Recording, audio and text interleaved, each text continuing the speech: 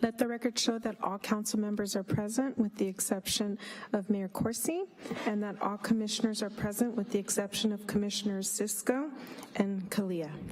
Great, thank you. And we did lose the mayor, was not feeling well this afternoon, so we'll be without him for the rest of the night. I see we're lacking a city attorney, so we'll wait for a second. I know she is quickly on her way.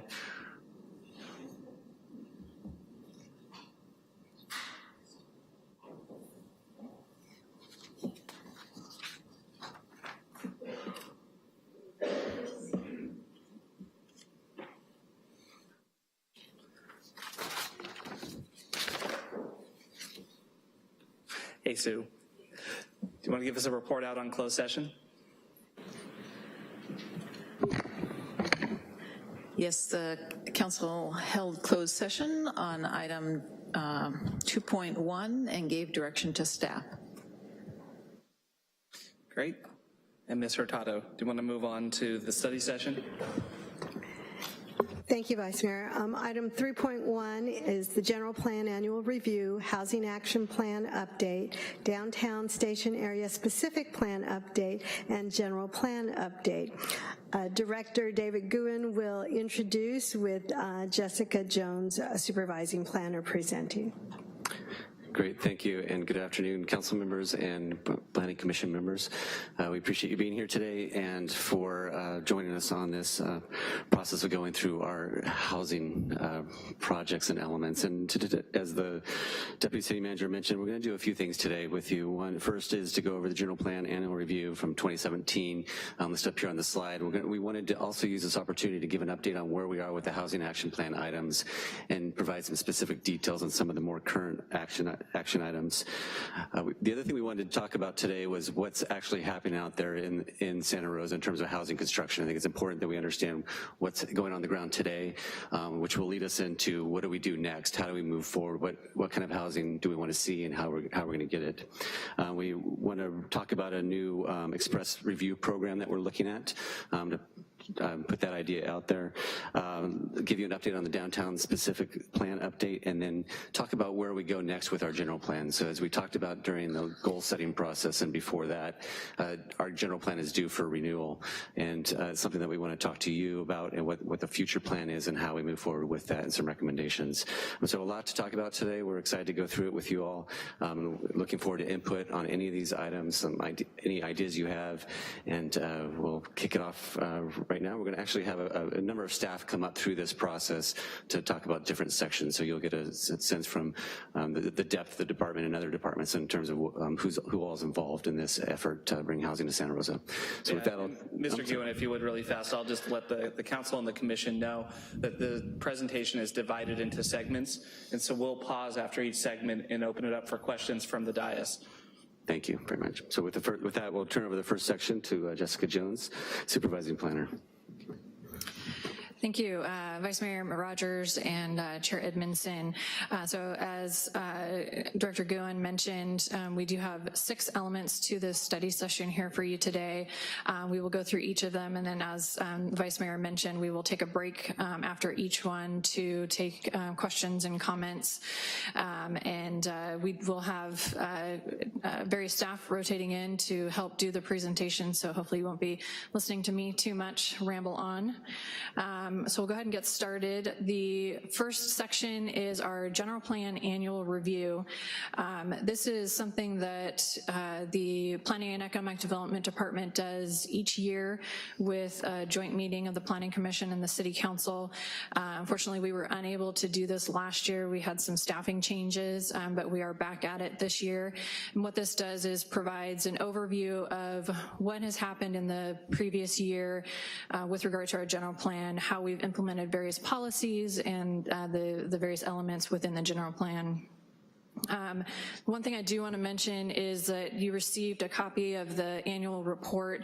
Normally we try to go through our PowerPoint to kind of follow the reports that are provided to you, in a logical way. When we put this presentation together, it didn't flow as nicely when we followed the path of the report, so I'm going to be kind of going a little bit out of sequence with what's in the actual report. So if you have any questions as we move on, please let me know. But we will be starting with review of the housing pieces of this, which includes the housing element, as well as review of our growth management ordinance and our housing allocation plan. And then we will go into economic development and then follow that with the rest of the elements of our general plan. So this first slide shows the residential permits that were issued over the last several years from 2012 to 2017. As you can see, in 2017, there were 350 residential building permits issued. About half of those were for single-family units, with the other half for multifamily units. This was an overall increase of about 33% from the previous year and about 178% over the 2015 year. We do have examples of the growth that happened in 2017, which will be in the next couple sections of the presentation that Bill Rose will be going over with you, with some photographs and going over what those units look like. This slide shows the housing needs. In July of 2014, the council adopted the current housing element, which addresses our housing needs from 2015 to 2023. This table compares the ABAG Regional Housing Needs Allocation, or RHNA, numbers, which have been allocated to Santa Rosa, and it is with building permit issuance by income category, and it illustrates kind of what we've done so far and where we need to go. One thing I do want to note is that this does include the housing allocations and credits that were received with the annexation of the Roseland area from the county. So this is the minimum RHNA numbers that the city has to provide by 2023, but we do recognize that there is more that is needed here in Santa Rosa. So later in the presentation, as was mentioned, we will be going over the various housing initiatives and policies that are currently underway to help us reach our goals. So this next slide kind of combines those previous two slides that we just looked at. It shows the overall housing need for Santa Rosa, combines the residential permits that have been issued through 2017. It also includes the RHNA numbers that are needed by 2023, as well as the numbers that are needed to rebuild the areas of our city that were impacted by the October wildfires.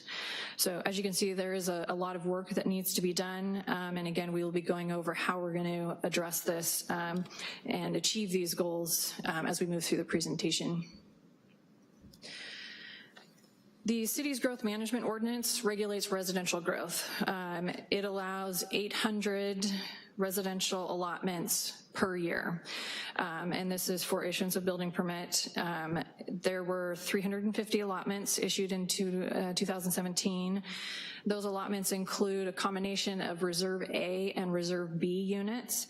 The Reserve A units are set aside for second units, mixed use units, and units that are for low and very low income.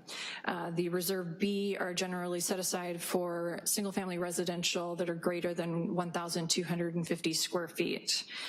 So we do realize that in order to meet the housing needs that we have here in Santa Rosa, 800 units per year would not get us there. So that is something that we are going to be looking at in the coming months and how to address that given this growth management ordinance requirement. The other graph that is shown here on this slide is the growth trends. It goes from 2010 and then projects out to 2022. Just looking from 2016 to 2017, the city had a growth of about 0.6%. The city adopted the housing allocation plan, which is also referred to as the inclusionary housing ordinance, in 1992, and it was updated in 2012. It requires projects to pay a housing impact fee or to incorporate affordable units on site or to provide land for affordable units. Generally, we've seen projects choosing to pay in lieu fees instead of providing on-site units. In 2017, the city collected about $2.64 million in lieu fees, and since the inception of this plan in 1982, the city has collected about $27 million, and that has resulted in about 1,500 housing units provided in the city. We are working on an update to this housing allocation plan based on the direction provided in the housing action plan, which I'll be going over later in the presentation. So I'm going to hand it over to Raisa De La Rosa, who's going to be going over the economic vitality element. Good afternoon. So the objective of this element is to maximize the economic opportunities for our community. And so we use data points to sort of to inform the policies that we're putting in place and how we're doing, evaluate how we're doing. And it should come as no surprise, as the largest city in Sonoma County, and the 5th largest city certainly in the Bay Area, that of the 22,032 business establishments in the county, the city has the most of those within the city limits. So we have just over a third of the county's business establishments, about 7,500 actual business establishments within the city of Santa Rosa city limits. But what's interesting to me too, and what's not shown on this, is that in 2017, we issued about 12,500 business tax certificates. So it is another indicator to show the activity that is happening in the city, even if it's outside of an established business. And that could, the numbers reflect perhaps a business that has multiple business tax certificate holders in it, as well as itinerant workers, say, for example, or itinerant, I think we call them business vendors, like contractors, et cetera. So there's quite a bit of activity happening both within the business establishments as well as those holding business tax certificates. As for the commercial property vacancy rates, this is a good indicator to show the activity in the market, where we have needs in terms of land use, where we are seeing compression in some of our business. It's an indicator of how able we are to allow our businesses to grow or attract new businesses. So generally a lower vacancy rate indicates how much demand there is. This is probably best seen in the industrial vacancy rate, which is quite low. We're hovering at about 4.7. We hovered about 4.7 in 2017. This is very low. It shows that we need more industrial facilities. This is something that is reflected throughout the county. We're not unique in this, and I will say, in talking with other cities, like cities, same-size cities throughout the Bay Area, that they are also feeling this compression. Office vacancy rates averaged about 10% in 2017, down from 13% in 2016. These rates tend to be higher because there's more flexibility in where and how people can work. That said, you do want some availability, again, to allow for that flexibility. We're watching these numbers as well as lease rates. This is something that, if it dips much lower, this could be problematic. The last one is the retail vacancy rate, which averaged about 3% in 2016, is about 2.5 in 2017. People have been talking quite a bit about retail is dead. It's not dead. There is a value to the brick and mortar store. This is seen mostly in downtown experiences. People are looking for retail experiences. And so I will say, you can see in our vacancy rates are low. For us, retail remains a strong sector. In terms of employment by population, with 52% of our residents employed in the service sector, this looks like a large number, but this is standard. This is not out of line throughout the county. You know, where we see the most opportunity is in our manufacturing. Again, this is tied to what industrial vacancy rate, what our industrial vacancy rate looks like, but we do see, still see opportunity there, as well as, say, ag tech, expanding in some of our industry clusters, but these are services includes frequently some of these industry sectors as well. So that, that is not an out of line percentage for that. We have seen non-residential growth as well. Obviously, over 125,000 square feet of non-residential permits were issued. This, as you've been driving around, might be most easily seen in the hotel expansions or conversions that we've seen in the Hyatt Vineyard Creek or the Astra Motel. That is interesting. We also have a new Kaiser Permanente medical office building, which is very important to us. But the thing that I do want to focus more on in this slide is the public investment that the city put into into the Courthouse Square, reunification of Courthouse Square, and the value that that has. Now, we haven't done an economic impact analysis on the square, but the anecdotal evidence is very strong in that we've seen an increase in interest in private investment around the square and an interest in increasing the downtown vitality, which is important to our economic success and growth in the city. So on the next slide, on this slide, it just sort of buckets some of the activities specific to the downtown since the reunification of Courthouse Square. I will say what's most exciting to me is that we've seen certain parcels in the downtown. We have a number of properties that are held in trust by families that have not lived in Sonoma County or Santa Rosa for a very long time. It's difficult to sometimes gain traction or movement in real estate in the downtown or in Santa Rosa generally. But in the downtown, you'll see by the number of arrows that are up there that we are starting to see parcels move either under negotiation in contract or actually sold. This is a great indicator of the potential of what we have in the downtown in combination with the policies and the marketing that we've been doing to encourage downtown infill development. Additionally, you'll see that we've highlighted opportunity sites, also included in this, and what is core to our downtown development and the vitality of our city as a whole is looking at the intensification of the land use of the underutilized parcels that the city itself owns.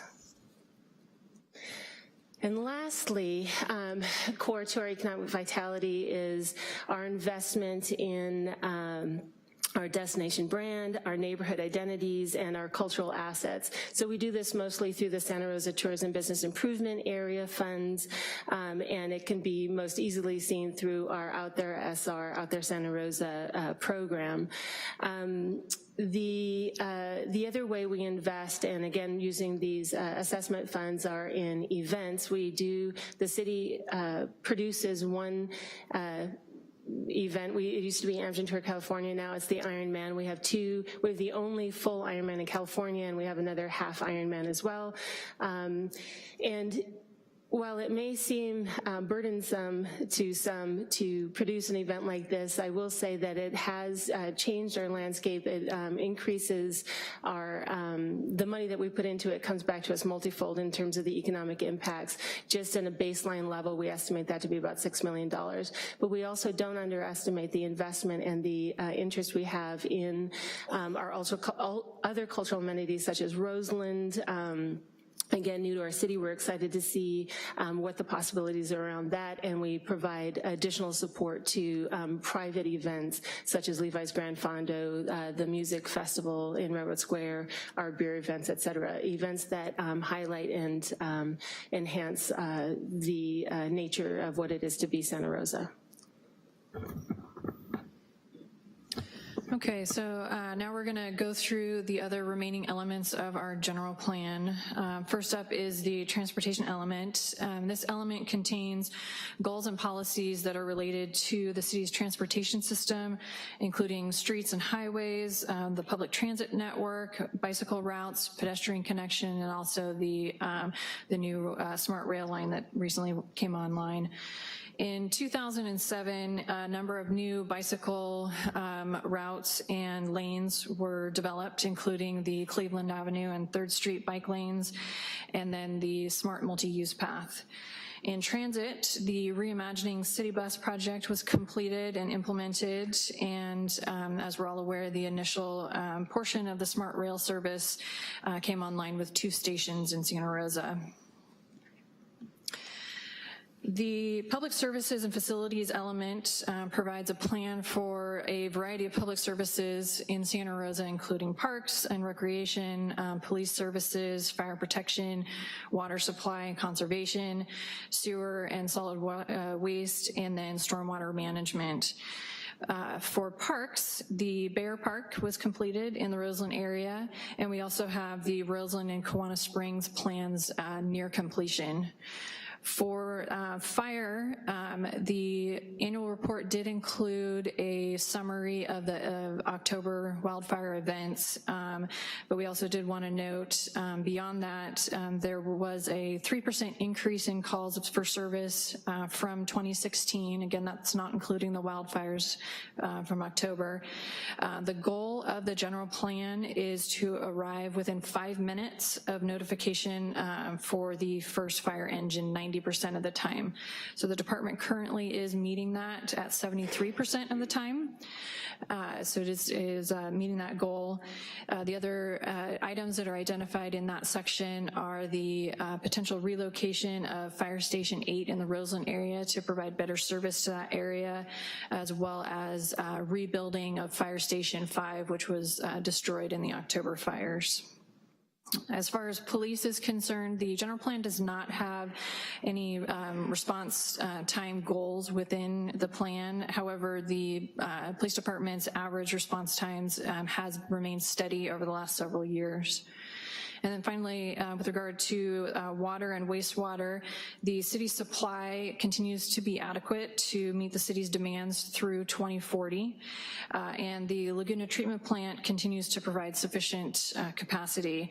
The report also identifies the planned improvements to the wastewater system, which would accommodate the projected growth within the general plan.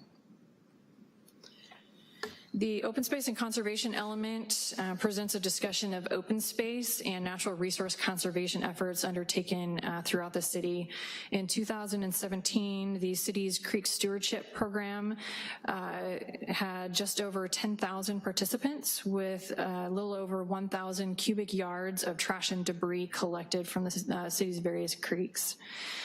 We also have been working on implementation of the citywide creek master plan, and there was, with that effort, there was wayfinding signs provided throughout the city, and also the Santa Rosa Creek trail map was published in May of 2017.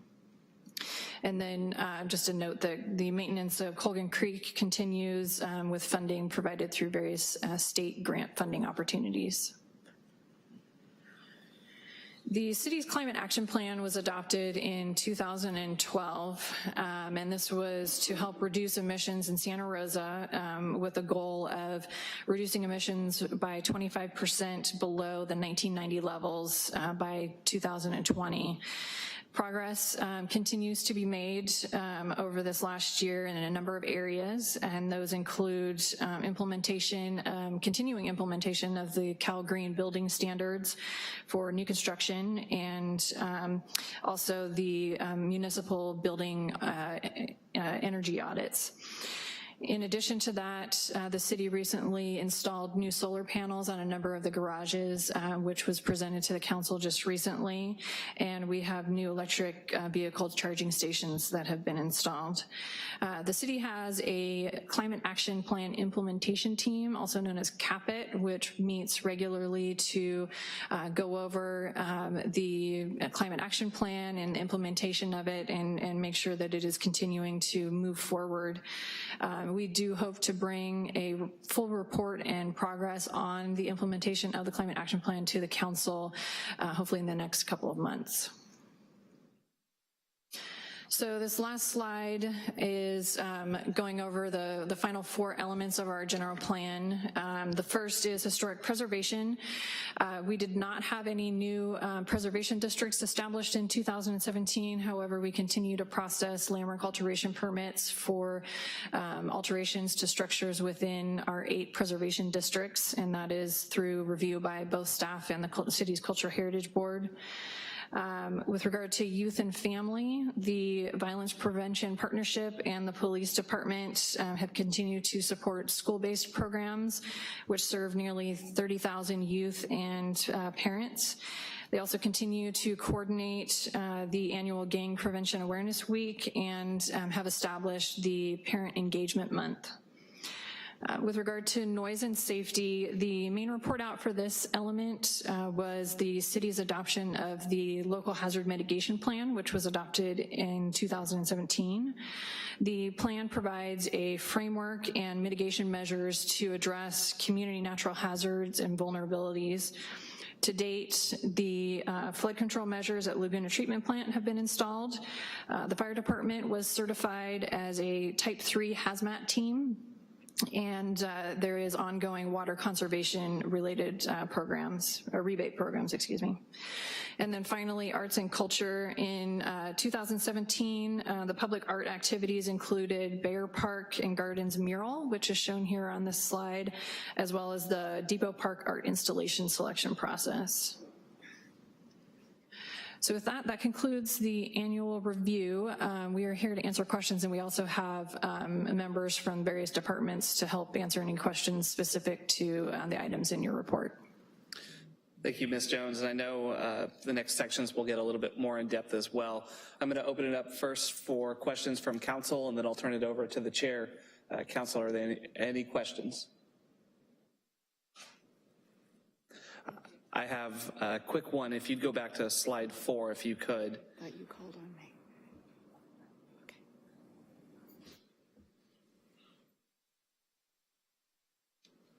So I noticed in the numbers in the presentation, I believe they reflect numbers that we've taken over from the county as well.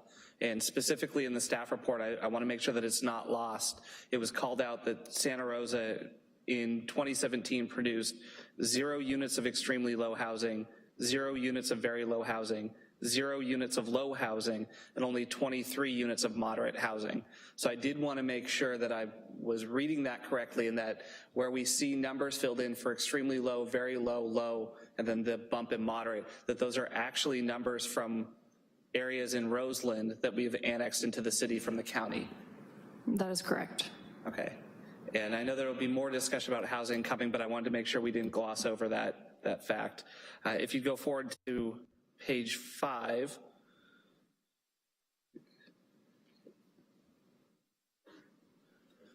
have we, with the expected numbers for 2018, 2019, and so on, have we as a city ever hit that many housing units produced in a single year?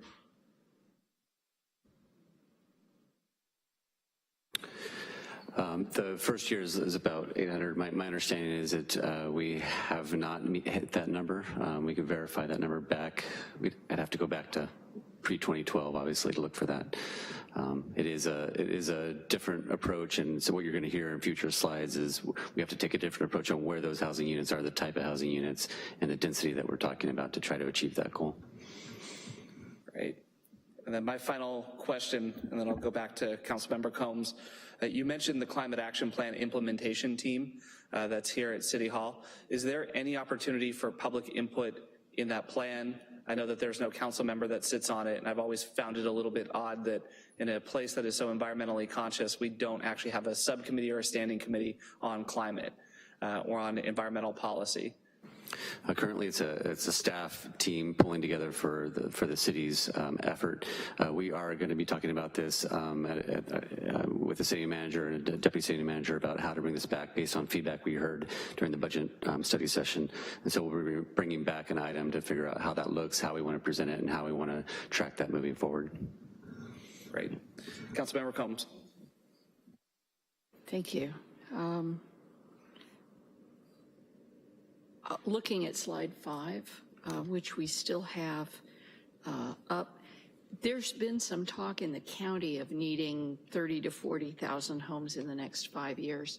Does this reflect our share of that estimate, or is this strictly from MTC ABAGs and the fire? So these numbers represent the RENA numbers that have been allocated to Santa Rosa with the addition of the units that need to be rebuilt from those that were destroyed in the fires. Okay. Do we have, and I know we will talk about this a little bit more in the future, but just offhand, do we have enough staff to review that many plans? That is one of the exercises that we got direction from during the budget study session, is to identify what resources are needed to achieve this goal, specifically downtown housing and the climate action plan, as we talked about. Do we have enough construction workers? That is a good question. Again, the type of development is going to be key. So when we start looking at single-family homes, that's one type of construction effort. If we start looking at different types of densities, higher densities, we found that it's a different skill set, different worker. So we're looking at what that means, and we haven't come to a complete answer on that yet. Okay. On slide 7,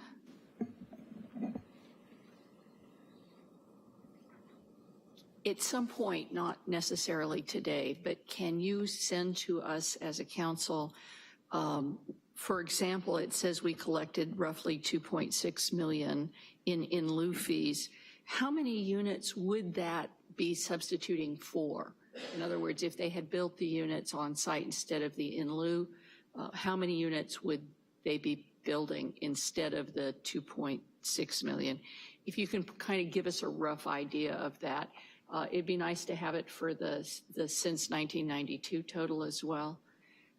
And roughly what you think 2.6 million is in terms of number of units. You know, is a unit 100,000 or is a unit, what do you think? Slide 9.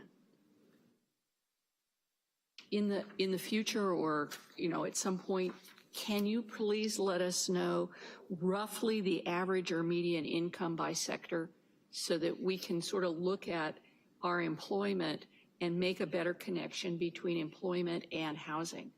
Because it concerns me that we kind of have these housing numbers, but if my understanding is in the Bay Area, we're making a lot of jobs that pay $14 an hour or less. And yet it's not really clear that we're building a lot of housing at the income level of $14 an hour or less. So I'd like a tie-in between the numbers if that's possible. I want to, on slide 11, just ask that when we use the word downtown, we're clear about which definition of downtown we're talking about, because this isn't the map of downtown that we've been using. So I understand what this is, but it would be nice to have consistency with that. On slide 16, I want to support my colleagues, the vice mayor's comments about the climate action plan. I actually tried to have kind of like an appointee, a member of the public, go and attend those meetings to keep me informed about them, but I was told that it was not possible for him to be given the information about when and where those meetings were. So I'm really concerned about my own inability to keep informed about what our status is on that. And I'd love to have an appointee that can just report back as a liaison. Thanks. Thank you very much. Thank you, Councilmember. Are there any other questions from council? All right, Mr. Chair. Thank you, Mr. Vice Mayor. Commissioners, any questions for staff at this time? Vice Chair Weeks. Jessica, does the park section change with the fire and the destruction of 2 parks?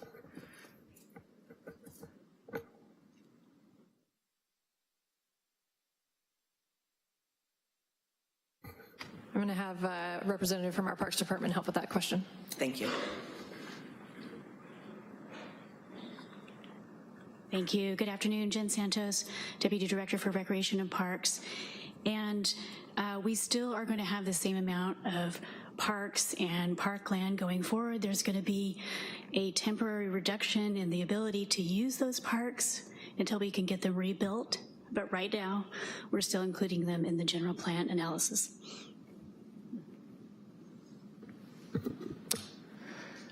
Commissioners, any other questions for staff at this time?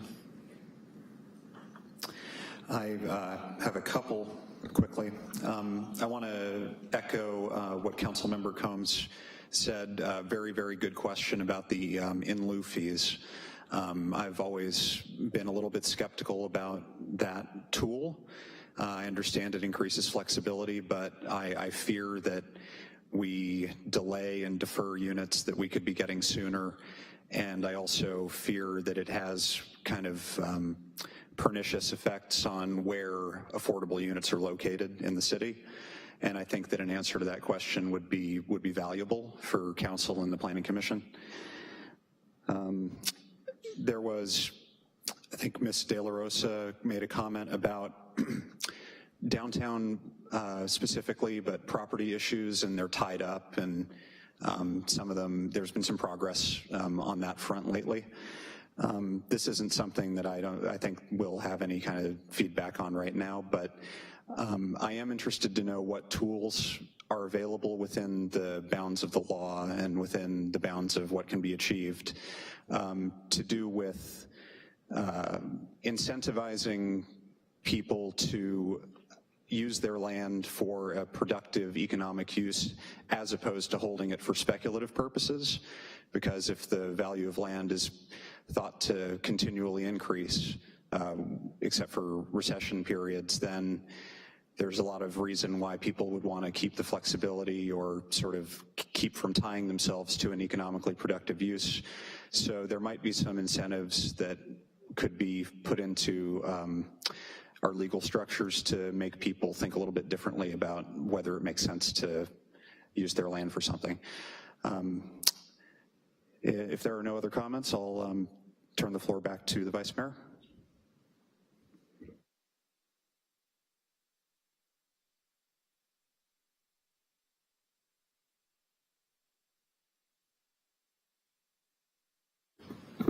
Okay, the next section of our presentation is the Housing Action Plan implementation. As you're aware, the Housing Action Plan was adopted, or excuse me, it was accepted by Council in October of 2016, and it included 5 program areas, which are listed here on this slide. The Housing Action Plan was prepared to address the city's ongoing unmet housing needs and to help implement the housing element of the general plan. In the next slides, we're going to be going through some of the work that staff is doing right now to implement the plan itself. So this first slide is showing the programs that are currently underway.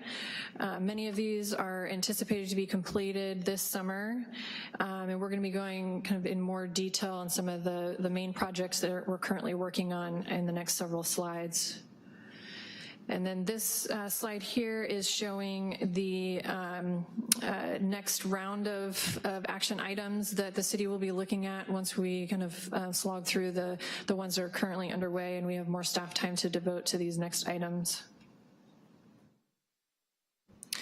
So the first project that I wanted to highlight is the accessory dwelling units project. The council adopted a ordinance amendment to our accessory dwelling unit section of our zoning code in December of 2017. That included implementation of various state law changes, as well as implementation of items that were identified in the Housing Action Plan that were aimed at encouraging the development of more accessory dwelling units in our city. The action that was taken by council also included an adoption of resolutions to reduce a number of fees, and those included our capital facilities fees, parks fees, and the Southeast and Southwest area plan impact fees. Following the adoption of the ordinance, staff also developed an affordability contract for any properties where the property owner does not want to reside in one of the units. Currently, the code requires owner occupancy, but through an affordability contract, an owner can get out of that requirement. And then the other thing I wanted to highlight is that in 2017, there were 29 permits issued for accessory dwelling units. And since the effective date of the updated ordinance, which was the middle of January of this year, we have actually updated these numbers as of this morning. We have had 15 applications received, and on top of that, there have been 10 permits issued. So a total of 25 accessory dwelling units underway right now in the last 3 months. So we are well on our way to going beyond what we did in 2017. So this next slide is the impact fee nexus study, which Director Guin is heading up. So the impact fee nexus study, and we showed this chart earlier on, but this is a typical single family home, the chart on the right, which shows what a typical single family home pays in fees. One of the things that we're looking at doing is updating this fees nexus study to address the Southeast and Southwest area development fees that you'll see in the draft that's going to be released, that we've evaluated the fact that that's run its term, and I'm going to be recommending eliminating the Southeast area development fee and the Southwest area development fee.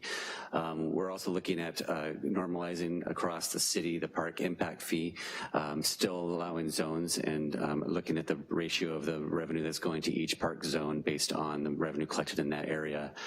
The other thing that we are looking at as well is to look at what that means from a standpoint of consistency across the whole city, making it more simple, easy to understand for people to know what those development fees are, and then how do we use this information in the next step, which would be looking at the inclusionary housing impact fee. So this fee study will be focusing just primarily on the two on the left-hand side, parks and CFF. The water and wastewater is a separate fee study that was done a few years ago. The school fees are run in control of the schools, and the housing impact fee, as I mentioned, is its own study that's underway that we're hoping to have done this summer. But to give you a sense, that's the numbers currently. We're hoping to bring this to council for adoption in May. We also understand that seeing the success of the fee, working with fees to get the type of product we want, and how successful it was with ADUs, we'll be looking at a similar approach, potentially of some way to address fees when we look at the downtown housing for density and affordable housing downtown. And so that's something that will be layered on as part of our downtown approach to bringing housing. So. Okay, this next slide is talking about the housing allocation plan, also known as the inclusionary housing ordinance. As was mentioned in the annual review slides, we are seeing a lot of payment of in lieu fees, and as was indicated by some of the comments received, we're wanting to see more on-site units provided. So the Housing Action Plan did include a program to increase the production of affordable housing as part of market rate housing housing projects. So to implement this, the city hired a consultant in the summer of 2017 to assist us in putting together an amendment to our inclusionary housing ordinance and drafting amendments to it that would implement and provide or implement the direction that was provided by the City Council. We did do some initial community engagement in December of 2017, and a second round is anticipated in the coming months. Much of the work on this project was delayed due to the fires, but we are moving diligently forward with it and hope to have the project completed by late summer or early fall of this year. So the city's density bonus ordinance is intended to provide incentives to produce both affordable housing as well as senior housing and development of child care facilities in the city. The current ordinance allows consideration of density bonuses of up to 35% consistent with state law. The Housing Action Plan included a program to explore looking beyond that and potentially providing up to 100% density bonus in certain areas of the city. So in May of 2017, we hired a consultant to help us with that process. The outreach was also done in December of 2017. It was kind of a combination outreach process with the inclusionary housing project. And we have a draft ordinance amendment that we are currently reviewing in staff, in-house right now with our planning staff. And this project is a little ahead of the inclusionary housing update. So we do anticipate this to be coming to the Planning Commission, hopefully in June of this year, and then followed by council in July or potentially into August. But hopefully very soon you'll be seeing this come to you. The Housing Action Plan also identifies potential updates to the design review process, and this is part of the program to improve development readiness of housing opportunity sites. So it's looking at reforms to the city's existing design review process. So we have a consultant on board as of November of 2016. This was a process that we were moving forward with, and we had a number of outreach meetings with various stakeholders, including the Community Advisory Board, a Development Task Force, joint meetings with the Design Review Board, the Cultural Heritage Board, the Planning Commission. However, with the fires in October, everything kind of stalled out, but we are diligently working to get this back on track and get staff working on this again so that we can hopefully bring this to completion in the fall of this year. Kind of along with the design review process, staff has also been working on permit streamlining of our entitlement process, and this is really looking at our internal processes and how we can make them go more smoothly and comply with state law as far as timelines are concerned. So again, the same outreach process happened in spring and late spring of 2017, and again, the process was unfortunately delayed with the October fires. But we are getting back again on track with this one as well and hope to have it completed this summer. This next slide includes information about the Notice of Funding Availability, or NOFA. The Housing Action Plan included a program for increasing housing investment and development partnerships. As part of that, in May of 2017, the council awarded $3 million to the 4 projects that are listed here. It's Acacia Village, Benton's Veterans Village, Harris Village, and Stonehouse, which provided funding for both market rate and affordable units. I did want to also mention that the Housing Authority issues annual NOFAs in the summer, and that goes for affordable units for new construction as well as rehabilitation. The chart that's on this slide illustrates the affordable housing units that are currently in the city's pipeline. It includes those that are under construction, those that are funded and awaiting permits, and then also those that are in the development concept phase. The total number of units that are identified in the pipeline is just over 600, with nearly $21 million provided in total contribution, which is a blend of all of the city's various affordable housing resources. This slide kind of provides a bigger snapshot of what the city is doing with its affordable housing resources to create and preserve units throughout the city. The Housing Trust has 245 units currently under construction, with 619 units pending.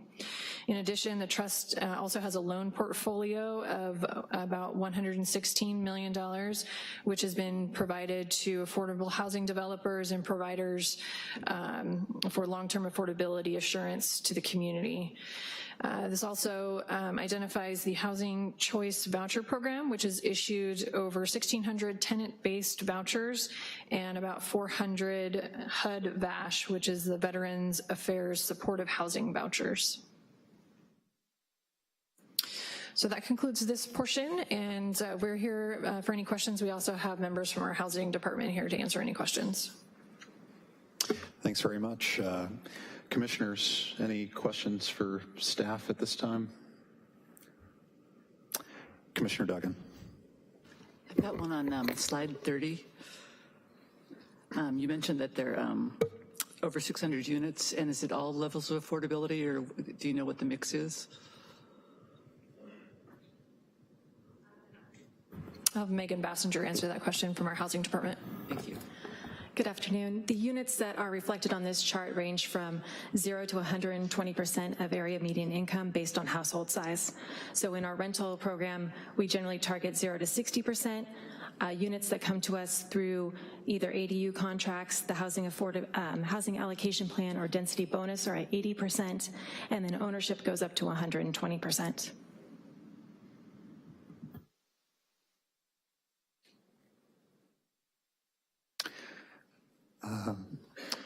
Okay, let's see.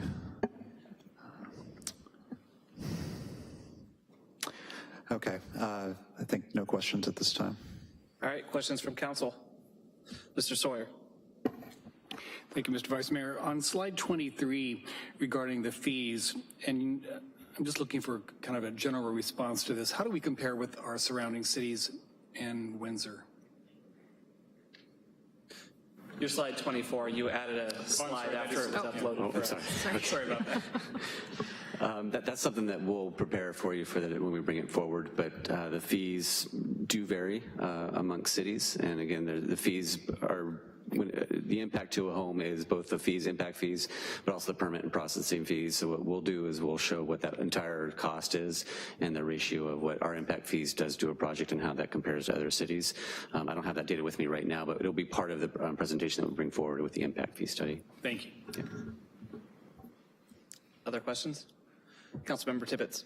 Thank you, Vice Mayor. Director Guin, 619 pending units. This could be a question for Director Gwine, but what's the primary reason, would you say, for those being pending? My understanding is that a lot of the homes that are in that pending category have been there for a long time. Yeah, I think Megan will come take a shot at that.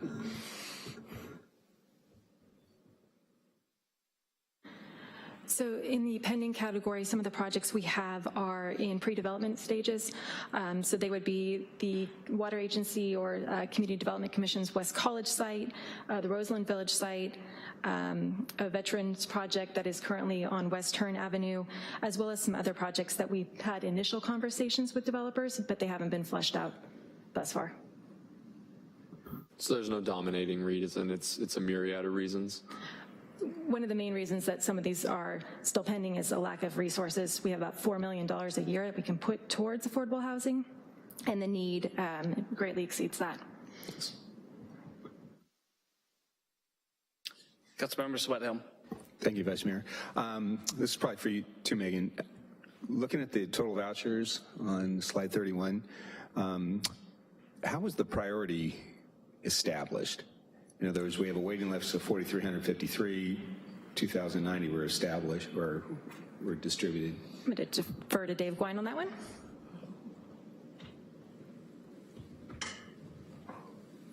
Afternoon, Council and Planning Commission.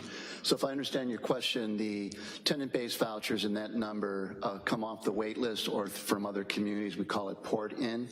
The priority to come off the wait list for Santa Rosa is basically time. The Housing Authority is actually operating a pilot program with a preference for homeless individuals, and that would be another way you would receive a voucher. And what about the HUD-VASH vouchers? How are those issued?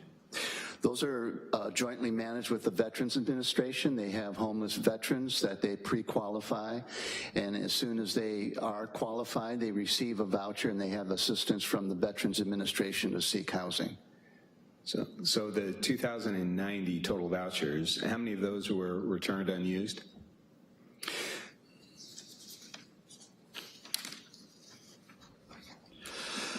Under the tenant base, none. Tenant base is a combination of portable and project base. So if I might explain, the Housing Authority can assign a voucher to a project, or it could be assigned to the family to look for a home. Those are all being utilized. Where we have a challenge is in the HUD-VASH portable vouchers. We have a 77% utilization rate. So it isn't so much that they were returned, it's that difference is those folks haven't found housing yet. So that leads to my question is, how does the Housing Authority intersect or work with our homeless services system? Because again, as you know, we're trying to do a priority-based needs of providing service, and how does the Housing Authority do that? So right now the pilot they're operating is relying on coordinated entry, term of art from the homeless service providers, but that they prioritize individuals based on their need and vulnerability of living outdoors. So they get the referral through those various service providers through coordinated entry. We interview the client, make sure they're qualified and eligible, then issue the voucher. So currently there are 34 of those being processed and or looking for homes. So how would that conversation occur with council to see if we'd like to, rather than a pilot program, why don't we prioritize all of them versus length of time on a list? One idea would be the council could provide direction to the Housing Authority or ask the Housing Authority to consider that policy change. It would be administrative in nature. We are HUD's subcontractor, so there'd be some processes we need to go through. But first would be that discussion with the Housing Authority. And a similar question would be to go from the tenant-based vouchers into project-based vouchers. If there's an interest in going more in that direction, what process would be used? Again, up to the Housing Authority, some guidance provided by the council. To give you some context of that tenant-based vouchers, the 1,600, there are 1,300 that are portable and currently 108 that are project-based.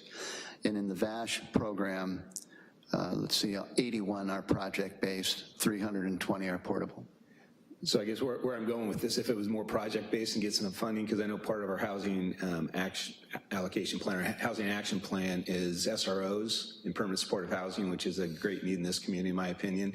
That might be a funding mechanism for someone to get financing to actually create a permanent supportive housing somewhere within the city limits. That's correct. It has indeed become a rent subsidy from the family to a resource to a developer to construct units. Yeah. And assist the family that's in the unit. Okay, thank you. Councilmember Combs. Thank you. Can we look at slide 21, which I have as the Housing Action Plan active elements slide? Okay, it's kind of hard to read that slide, I think, but there's a lot going on here. I think every time this list comes before us, I ask how the number in 3A became 15%. And I think each time I hear an answer along the lines of, that can be discussed in the future, at what point will we be discussing whether or not that number is 15%. Yeah, that's a great question. The reason that's 15%, I think, from the get-go is it's consistent with our inclusionary policy now, 15%. The option, to your point about when do you have a conversation about that, a good example of that would be when the city uses a piece of one of our assets, such as a parking lot, we would enter into a development agreement with a developer. And at that point, the city could do whatever it wants with that development in terms of affordability. So if we want to negotiate that higher to 20, 30, 40%, that's absolutely doable. And that's that conversation that has to happen with that developer. So it'd be based on the project, what we get out of it, and the value. It sounds as if that becomes a negotiation that staff makes, as opposed to council making some decisions about we would be willing to do 10% if they're very low, but we want 20% if they're 80% median income housing. Right. So I'm asking, again, for this to become a council conversation and not just not only a negotiation that staff participates in. Is it, and this is the first time I've asked, so I'm wondering, is there a plan afoot for this to come before us so we can, the Planning Commission and the council, have a conversation about, how do we make the community benefits suit our needs? Sure, yeah, and I think that's something we'll talk about to bring forward. We have one currently right now. We have other ones coming down the road, so it's a good time to have that conversation. Okay. We do have the ad hocs that we are having these conversations, and I think one of the things to keep in mind is any project city asset will come to the full council for approval at the end, so it won't be a city staff solely directed decision. But I hear what you're saying in terms of input and feedback for as we go through the negotiations. Keep seeing the same number over and over again come forward and not have the conversation about that number. Mm-hmm. And it's repeated again, I think, on slide 25 here, where we suddenly see this required mix. And I appreciate that it's there, but again, would want to have a conversation about what does that mean? Because you could call affordable folks who meet 120% of area median income, and that still wouldn't necessarily be what our council goals are for the affordable mix. Mm-hmm. Following up on that and looking again at slide 21, I'm asking how those are being prioritized. Right now, everything on slide 21 is active. In terms of prioritization, we brought forward during the budget cycle the elements that we were going to fund with consultants, and essentially right now they're going on different tracks based on I understand that there's only so much staff can do. This is a lot of items for staff to be doing all at once. So there must be a sub-level of prioritizing. Right, so the first one that went out of the gate was ADUs. Again, that was a priority that we felt as an affordable. We appreciate it, thank you. Brought that forward, got that implemented as quick as possible. The second was the density bonus. We heard about that to get that moving. Again, that got delayed. Inclusionary policy, that was a priority that we heard from the council. Right. That got delayed, but those are moving forward as in our top priorities right now is density bonus, inclusionary policy. The demand fee study was underway a while back. That's been delayed for months to focus on other things, but we're trying to get that through to the finish line.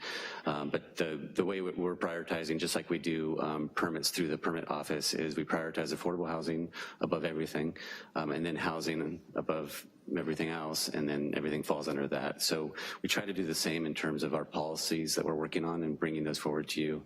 The ones that address affordable housing, that provide that conversation to address how to get affordable housing in our community. Okay, I appreciate that. We discussed at some point changing our fee policies from number of units to square foot per unit. Is that part of the fee discussion? That, because we were seeing, just as a moment of explanation, we were seeing a sort of drive to building fewer large units because of the way our fee structure was set up. Is that going to come forward in the fee conversation? Is that part of, is that the slide 22? So this is what I talked about in terms of essentially an overlay in our downtown. You're absolutely right. Our fee schedule right now does not encourage higher density because it's based on the unit. So the fees that I showed you up there, that's for every door that's built.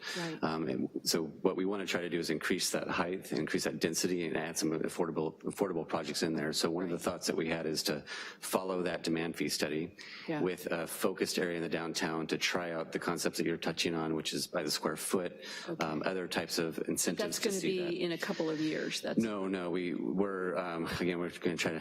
I know, it's a lot. There's a lot here. That's why we have to do it. I think the mayor says it eloquently. We have to walk and chew gum at the same time. And so we are going to try to bring this, address the downtown as part of our downtown council goal is to bring that forward. And we're working on what that looks like parallel to the demand fee. The thought would be the demand fee study would be the base document, just like we did the ADU policy, and then we would lay on in our downtown core special policies that try to incentivize the type of units that we want, and that'll come, we're hoping in the next few months, is if we can get something to you quickly. Okay, good, thank you. And lastly, on slide 22, I guess these are the items that aren't pending. I mean, they're pending, but they're not ongoing, they're not active. So some of these are ones that didn't meet however we were prioritizing them. For me personally, 5F speaks to the conversation that was raised by my fellow council member on the use of vouchers, and particularly on VASH vouchers. Individuals at 70-some%, that means that 25-30%, somewhere in there, folks are having trouble using their vouchers. And I know from a study that I had done that there's a high percentage of landlords who are refusing to accept vouchers just because it's a voucher, not because of behavior on the part of the individual. So I'm very interested in making sure that our vouchers are useful and in having us consider the non-discrimination ordinance. I'd really like to see that move forward while I hear that you have many other things on the list. That seems to me to be a relatively easy fix to get people able to use a resource that's available to them now. So I would like to sort of speak up for that item. Thank you. Thank you, Councilmember. I want to echo the comments about the 15%. You know, we've got a mantra in this room that any housing is good housing, but when I see 327 out of our 350 housing units that were created last year were above moderate, tells me we're leaving our workforce behind. So definitely want to look at that during the inclusionary policy discussion. I'm not sure if this is the appropriate section of the presentation to bring this up, but in the annual review, page 26 of it, there's a reference that the Cultural Heritage Board has been asking to get a designation as a certified local government. And specifically it says this will enable the city to receive grant funding for historic preservation, but the council has never actually made this a priority. Now might not be the appropriate time, but it'd be helpful for me, particularly when we go through goal setting next year, to actually understand what type of staff resources are necessary to get that designation and what type of grants and what level of grant funding we can get out of that. So if you could just make a note to bring that back as well. Are there any other questions from council? Great.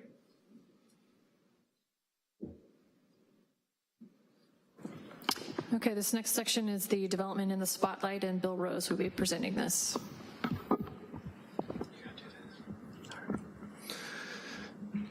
Mr. Vice Mayor and Mr. Chairman and members, thank you. So development in the spotlight. The next series of slides will be focused on development that is either currently under construction or in the permit review process. So first off, we have a map, and it shows both of those two items. Projects that are under review, projects that are under construction. And you can see we have a fairly even distribution citywide in all four quadrants, except for Northeast. And overall, there's a slight increase in development activity west of 101. So first off, this is residential development and single family in particular. So here you see a number of projects starting with Crossroads. This is on Burbank Avenue. It's a 79 unit project, 78 of which are affordable. It's currently under construction. Fox Hollow, it's in northwest Santa Rosa, 143 units, currently under construction. This project in particular is single family, but it's a small lot subdivision. It also has some duets, and that's a product type that we see more frequently now. So the days of the standard size lot, tract subdivisions that go on as far as the eye can see, we don't see that, and this is a better utilization of land actually. Smith Village, Ravello Estates, Village Station, again, more projects under construction distributed throughout the city. These projects are attached housing, so that again, like I mentioned, it's what we're seeing more of. Some of these projects too, what's interesting is they are projects that have been entitled previously and they stalled out. So some of these were projects that took benefit of the automatic state extensions, and now you see new ownership, you see a different financial situation, and these projects have come back to life. Some of them have been modified to meet current trends, design changes and things like that, but they are active once again. Now we move into multifamily development, starting with Range Ranch 2. This is over by Coddingtown. It's currently under construction. This is a second phase of a development that the first phase is complete. Canyon Oaks is an apartment project in Fountain Grove, currently under construction. Then there is Benton Village. It was mentioned previously. This is the Fish Food Bank. Before that, it was a fire station. It actually has a historic component. So this is an example of not only is it an affordable housing project for veterans, but it's a reuse of a historic property. Then we move to North Street Apartments. This project is complete. This is a modular design, so this is another product type that we're seeing more of. Many of the multifamily projects that, certainly the ones that have multiple levels, they are coming in with modular design, and the benefit here is very fast construction. So once the site work is done, the units themselves actually develop quickly. And then on the last two, Montgomery Park Apartments and Coffee Station, these are interesting because these are former office buildings and they have been reutilized, and the Coffee Station one in particular is 15 units of employee housing, agricultural employee housing. Now we move to commercial development. The NGL Academy on Farmers Lane, again, a reuse. That was the former AAA building. AAA moved across the street to the former Coco's restaurant site. The Sonoma Academy, it has developed in phases over time. The Grange and Studios are now complete, and I actually just got an email today. They won an award, and maybe some of you have seen that. It was a design award through the American Institute of Architects. Yogurt Time, it's a small development, commercial development at the corner of Marlowe and Piner. It's under construction. And then Habit Burger on Cleveland Avenue. Again, sites that have sat vacant for some time. Some of these sites even have had code enforcement. So with new ownership, new financial conditions, we're seeing development finally starting to happen. And then we move into the hotels. So the city has a need for hotel space, and we're seeing activity in that sector. The Hyatt Vineyard Creek Addition is under construction. Courthouse Square Hotel, that also includes a restaurant. That's an exciting project because it's going to, in our opinion, be another catalytic effect for the Courthouse Square area. The Kaiser Building on Mercury Way, this is a much needed office building, medical office building in that area of town. And then lastly, El Pollo Loco, the former Big Yellow House site, which sat vacant for many years, and this is a redevelopment. It's not just El Pollo Loco, that's the name of the project. There's a small commercial space there as well. So that concludes development in the spotlight. I just would like to add, I work with many people at the pre-application phase, and I would say that the project types that I just went through, the hotels, the multifamily development, the small lot subdivisions, those are the trends that we're seeing. And in the staff's opinion, that's a good trend because that's a good utilization of our land area. And you're gonna hear some more information in a few minutes about downtown development. And of course, as we all know, that's where specific focus is for that concentrated high density development. So with that, I'd be happy to answer any questions. Great, thank you, Mr. Rose. Council, any questions? Mr. Chair. Commissioners, any questions for staff? No questions?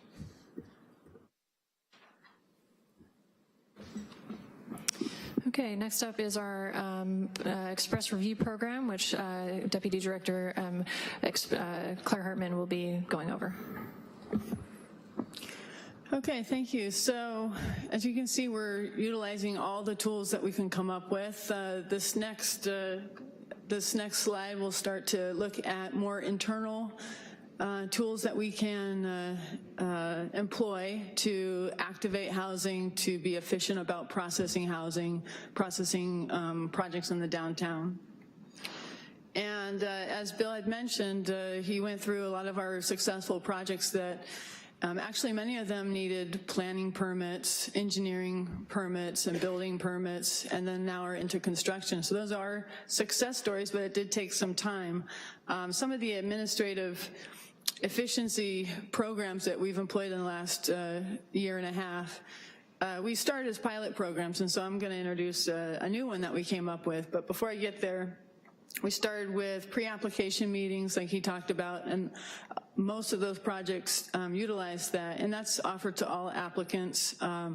It has been free, but there's a mutual benefit to offering that service. It occupies a couple hours of interdepartmental teams' time, but it's well worth it. It's early intervention in a plan review process. Where city staff from all the different referral agencies sit down with the applicant and go over the proposal and start to not just identify issues, but early on start to look for efficient alignments and solutions to issues. Another administrative efficiency program that we employed in the last year and a half was what we call weekly priorities. So the plan review section chiefs across our divisions, we sit together and we prioritize selected projects. Now, we can't prioritize all the projects, but certainly those that rise to alignment with council priorities, like anything with affordable housing will get on this list, and some of these commercial projects that are catalytic to our downtown, like the Courthouse Square improvement projects. Those are prioritized, and then they're prioritized across our plan divisions, communicated across our referral entities, and then publicized amongst ourselves. So everyone knows that do those projects first, and that's been very successful, and those projects benefited. But now we're moving into another phase where we'd like to try some pilot efforts and learn about how we can really be smart about processing these projects. And so this is what we are calling the Express Review Program. So again, it's not just about shaving time off a process, it's about increasing predictability and getting to solution-oriented plan review as opposed to issue identification. So one of the things we'd like to do is establish deadlines, basically a performance metric that we can, once we have identified a project to be prioritized, so it's a downtown project, it's an affordable housing project, meet with the applicant and instead of just convening amongst ourselves and saying we're going to do everything we can and set these action deadlines, work with them to also, on their side of the equation, commit to some response times so that we can actually get some progress, because what we want to do is be smarter about if we're going to expend our resources to streamline or expedite the internal processes, get their commitment to follow through with the project. We'd like to see them constructed. We don't want to prioritize projects that are unbuilt.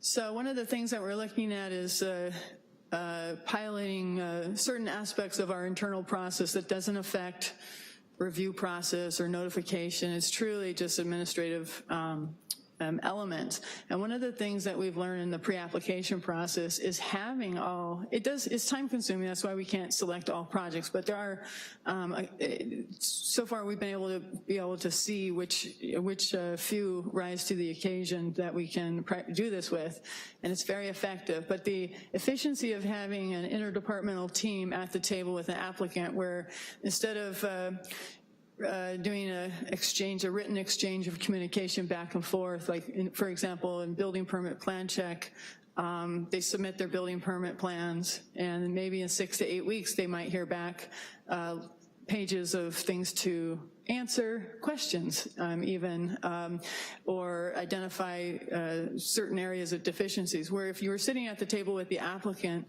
a few weeks in, you could probably solve a lot of those questions up front. So again, we can't do it for all projects, but clearly projects that are downtown and have affordable components, we would like to try this year. So that's what the Express program is.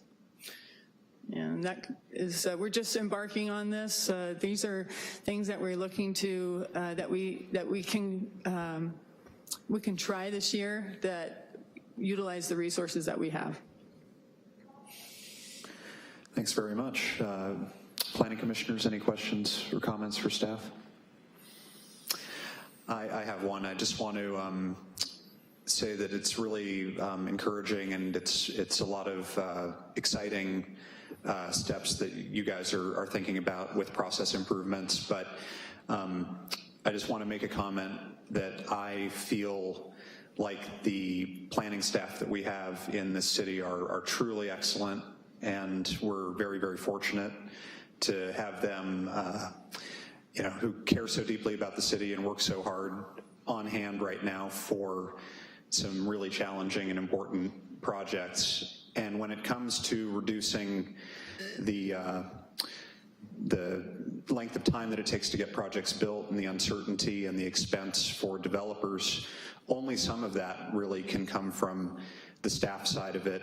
If we have simpler rules that are easier to apply, then developers will be able to get a project done much more quickly, subject to public review processes, but they're not going to be worried about delays. They're not going to be stuck paying expensive consultants and attorneys to try to figure out the nuances of rules where the excessive complication of them doesn't produce the benefits that match what we're losing in the process. So that's all I have to say about that. Thank you. All right, Council, are there any questions? Councilmember Tibbetts. Thanks, Mr. Vice Mayor. I think Chair Edmondson said it really well. This is really great to see. And one of the things that I saw that I really liked, and I want to ask you a question on, was on page 40. It states preset deadlines, and I think, Claire, you touched on it just a little bit, but does that mean that through certain steps of the process, you'll be holding your department accountable to those deadlines, and those are going to be mutually, that information is shared with the applicant, say 3 months out, we'll have this done pending X, Y, and Z? Am I envisioning that correctly? Yeah, actually, and it's preset, meaning early on we would convene amongst our interdepartmental team and the applicant and really come to an agreement on what is the reasonable expectation between milestones, and hold our staff accountable for that, encourage them, give them what they need to make that happen.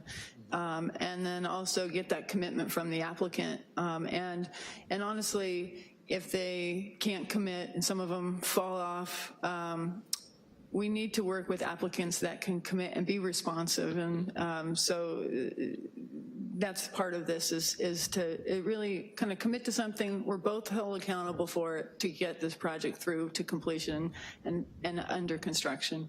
I'm really glad to hear you say that, because I think when you do set a date, there is accountability on both sides. I've spoken with both of you, about a lot of projects going forward, and sometimes from the developer I hear that X, Y, and Z is the problem, and then I'll speak with you and I find that Y, Z, X was actually the problem on their side and they didn't hold up their end of the bargain. But by setting that timeline, I think you're at least showing everybody that there, as again Chair Edmondson said, is that you're bringing predictability to a very opaque process. And I also want to applaud you too. You said something, Ms. Hartman, and that was about being solutions oriented instead of being issue identification. And that is something that I think government misses time and again, is they feel they're more code enforcement that instead of being able to offer potential solutions. So I want to just say thank you for identifying that philosophy on its face and for sharing that culture with your department. Councilmember Combs. Thank you. I'm really enjoying slide 42. with the express review program information. I think that's cutting some time out so things can happen simultaneously makes a great deal of sense. I really appreciate it. And I want to thank you also for the concept of having multiple parties, staff members, the architects, the builders in the room at the same time to improve that communication process and get those questions answered. I think that's a wonderful streamlining route. Does that cause any cost increases for our department, for our city, to have that kind of intensive interaction? And is there a plan, or have we had any conversations about adjusting fees so that it meets our increased costs for providing that kind of service? Yeah, that's one of the things that we are going to look into when we develop this, is what can we accomplish within our current resources, and that's why we may pilot one project coming up that we can work with and test some assumptions. But at this point, we're looking at initiating, a pilot which we wouldn't charge additional fees, but certainly if this required additional resources, we'd look at a way to fund the program. It may in fact be cheaper because the plan isn't coming back over and over again for having to be re-reviewed. So it will be interesting to see what the outcome of that pilot is. I would be really interested in seeing, if it saves us money or if it doesn't. So I think it's a wonderful idea. I hope we can get all the departments in. I'm not sure if you're including, for example, the fire department reviewer in this process. I hope that, we can get as many eyes on the drawings as possible so there aren't unexpected surprises. We often talk about uncertainty from the point of view of the developer, and it's appropriate to have there be more certainty, and time is money, and having the time go is good. I want to emphasize that I like your comments about reducing uncertainty for the city also. If we're going to expend extra resources to prioritize or rush a project, making sure that we have the commitment on the part of the developer that they can get their project to pencil out, that we aren't just putting forward a project so that we can sell the property for a different price. Making sure that we have a commitment to build something is really a wonderful thing to hear about. Uncertainty for neighbors and existing residents is also an issue.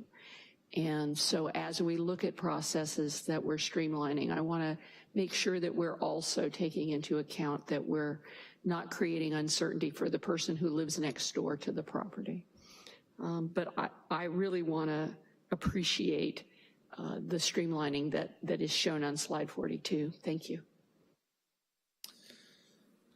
Thank you, and it is not lost on me that this slide is going to directly dovetail with our conversation later tonight about how we find that balance between streamlining and still providing the same level of community input.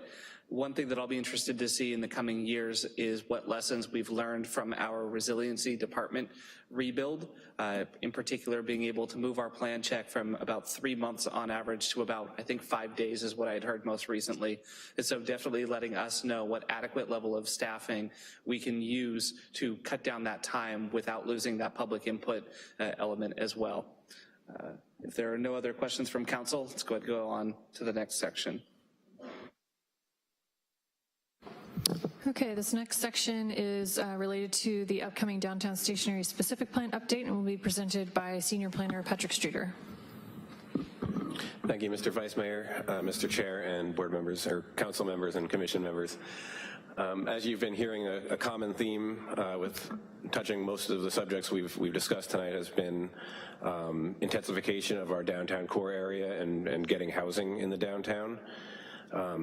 With that in mind, earlier this year, the council did prioritize both of those topics with a near-term goal of downtown development as well as a tier 1 goal of downtown housing. So you've heard several strategies that we're looking at. One of those strategies is to revisit our downtown station area specific plan. The specific plan was adopted by the council in October of 2007 with the intent of intensifying the areas within the walking distance of the upcoming SMART station, as well as our downtown transit mall. The plan projected approximately 3,400 new dwelling units in the plan area within 20 years. We're about halfway through it, and 100 residential units have been constructed, with another 275 that are entitled but haven't been constructed. So there are certainly several different key factors that could have influenced the fact that the plan hasn't been realized, but we have the opportunity at this time to open up the plan and look at what may be some of the hurdles. And so the plan is not going to address all the reasons that we don't have the housing, but we can at least identify some of the stumbling blocks and try to improve from there. With that in mind, Planning and Economic Development has reached out and applied for and anticipates award of a grant from the MTC, the Metropolitan Transportation Commission, and that grant would allow us to amend the specific plan and update our California Environmental Quality Act review, the CEQA review associated with it, and then carry over those changes into our general plan and update our zoning code. A major component of this update would be the outreach and identification of stakeholders. We also want to maintain sensitivity to the existing downtown business community and Santa Rosa's somewhat unique factor of having historic preservation districts both inside and surrounding our downtown core. In addition to identifying and potentially eliminating the impediments to development downtown, this update would also open up several statutory and categorical CEQA exemptions that have been in place through the state with the intent of streamlining infill and transit-oriented development. And right now, because our specific plan is not always in line with the type of development that could be constructed downtown, those that streamlining legislation is not available to developers. So this would then open up certain exemptions from CEQA, which would be valuable as well. Typically, funding is made available through these grants in October. However, MTC has been made aware of the city's desire to act on this as soon as possible. So PED is expecting probably in the summer or early fall of this year to actually kick off this, this program.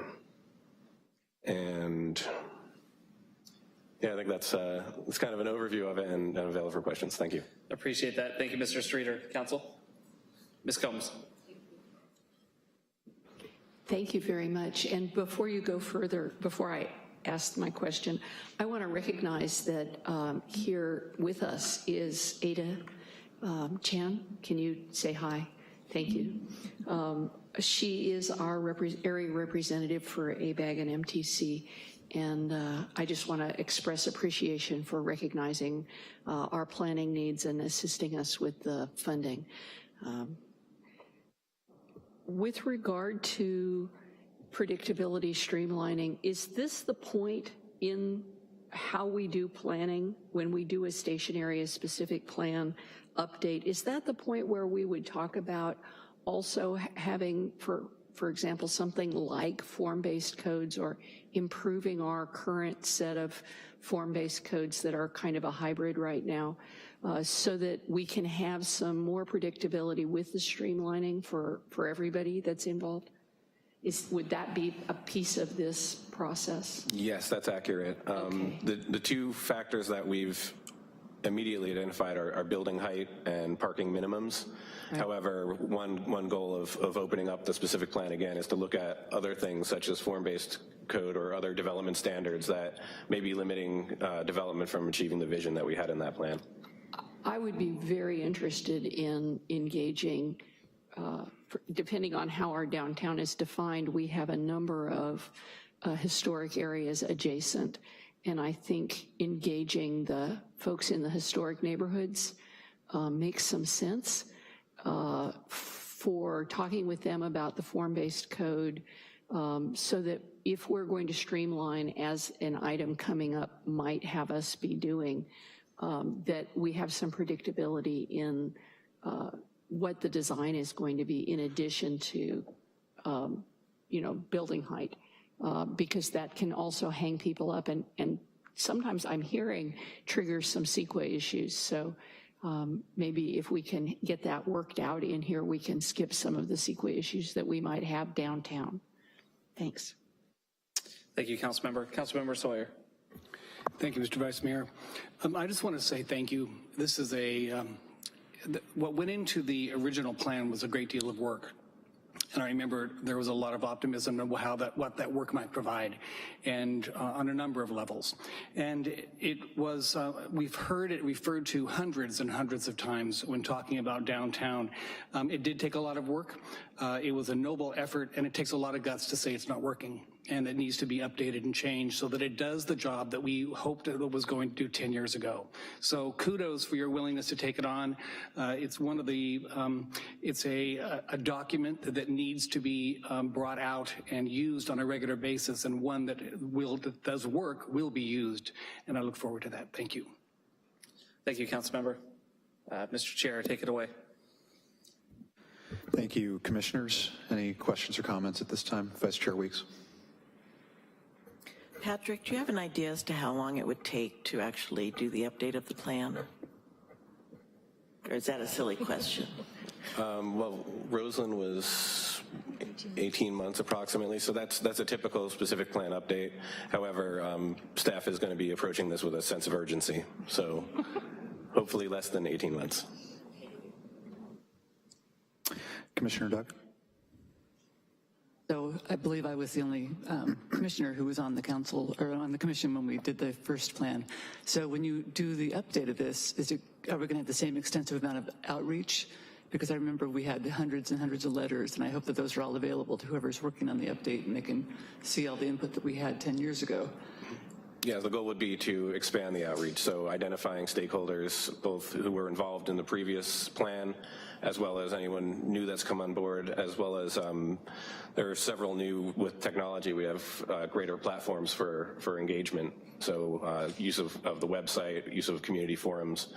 So I would say that the goal is to expand participation. Okay, good, thank you. Yeah, and I'll just add to that the outreach that we did for the Roseland specific plan and annexation effort was far and above what the city has done in past projects, and we would use that as a base and hopefully go even above and beyond that. Great. I have a few things that I'll say about this subject when we make comments at the end.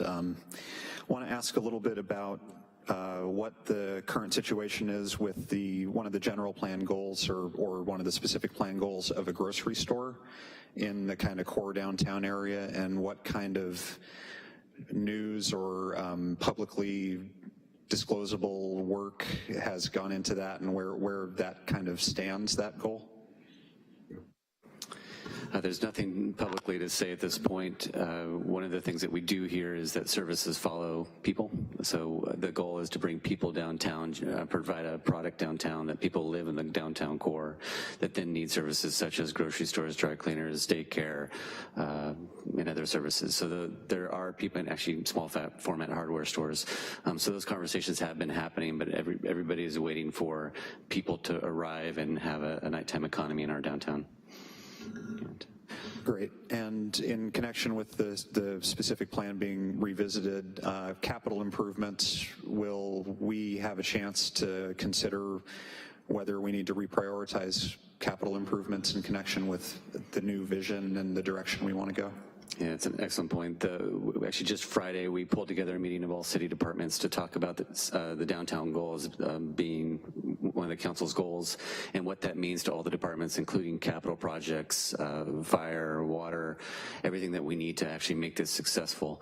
So we've identified what that looks like, and we're starting those conversations about what do we need to do with our capital improvement program, how do we prioritize projects, where do we focus attention and efforts to make sure that we're all, as a city, supporting this goal to try to generate this housing, capital being one of them. As you can imagine, sewer flows downhill, so looking at downstream, so looking at what the impacts that has all the way downstream with any incremental change in density downtown, water supply, what that means for fire, public safety, access times, response times, transit in terms of headways, how does that work? So those are all the conversations we're starting right now to make sure that every city department is engaged in this to make sure that this is successful. Great, thanks very much. Mr. Vice Mayor. Okay, the final section of this presentation is looking at the upcoming general plan update, which will be presented by Senior Planner Andy Gustafson. Thank you very much. Thank you, Vice Mayor and Chair, Planning Commission. Was adopted in 2009, and it needs to be updated when circumstances in the community change. And we all know there's been dramatic change. We've had, if I can toggle, there we go. Excuse me, go back one. We have continued housing shortages and homelessness. We have the Roseland annexation, wildfire disaster, plus we have changes in state law that compel or suggest that our general plan should be updated. The environmental justice element of the general plan is required because it's been identified in our community that we have a disadvantaged area within our city where we have a high level of poverty and also pollution, where the population is exposed to abnormal levels of air quality and maybe water quality impacts. If I can't do any pointers here, but you can see at the bottom of the screen in the southwest corner is an area that's been designated as the disadvantaged community, Roseland area, and it coincides with the part of the Roseland area. And you can get a sense too that with the fires, much of the remainder of the city has been impacted. The general plan is the document that helps organize strategy for us to move forward to address these and many other issues. It's a larger document, policy document than the specific plan. It takes more time. It's more general than the specific plans. We can see we've already completed quite a bit of work and focused our attention on the downtown, as was just discussed, but also in the Roseland area and also North Station area. These are areas where we have a high concentration of development, infrastructure, transportation, and they warrant our attention, particularly now at this time when they are really critical in the city to resolve, to help address housing, economic development, and vitality. The general plan update would come and wrap those downtown core area specific plans into a broader context. It would fill out land use policy, social services, community development goals for the remainder of the city, tie them all together. The proposed scope of the general plan, here are 3 alternatives that staff looked at as an approach to updating the general plan.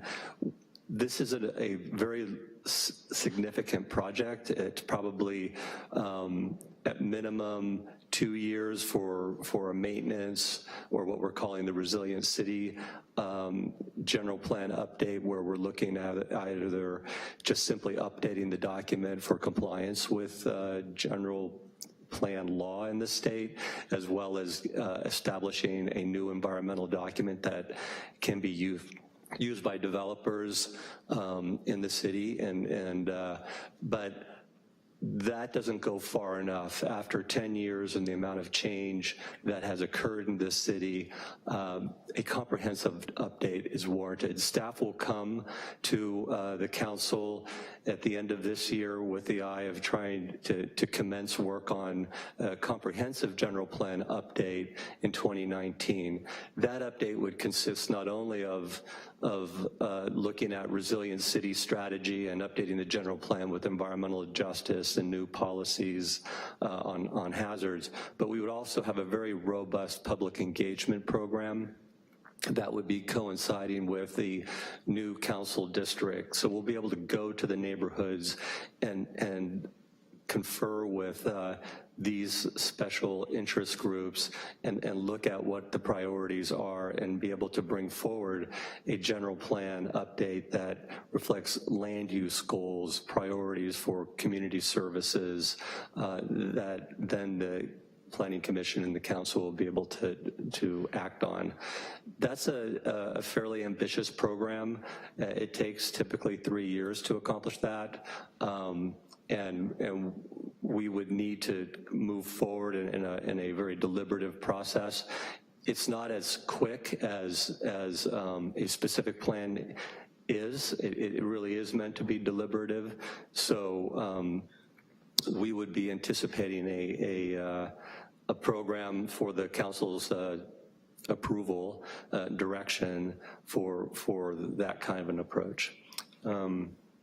That concludes my presentation. If you have questions about elements of the update or that approach, I'm available. If I could just make a quick comment also, by pushing the update of the general plan out until 2019 and really looking at this on a comprehensive level, it would also allow us to be in line with the county and their general plan update so that we can really look regionally at land use and circulation. And so I think that would be another benefit to moving in that direction. All right. And Ms. Jones, I know you only have one more slide, so if you want to just push through.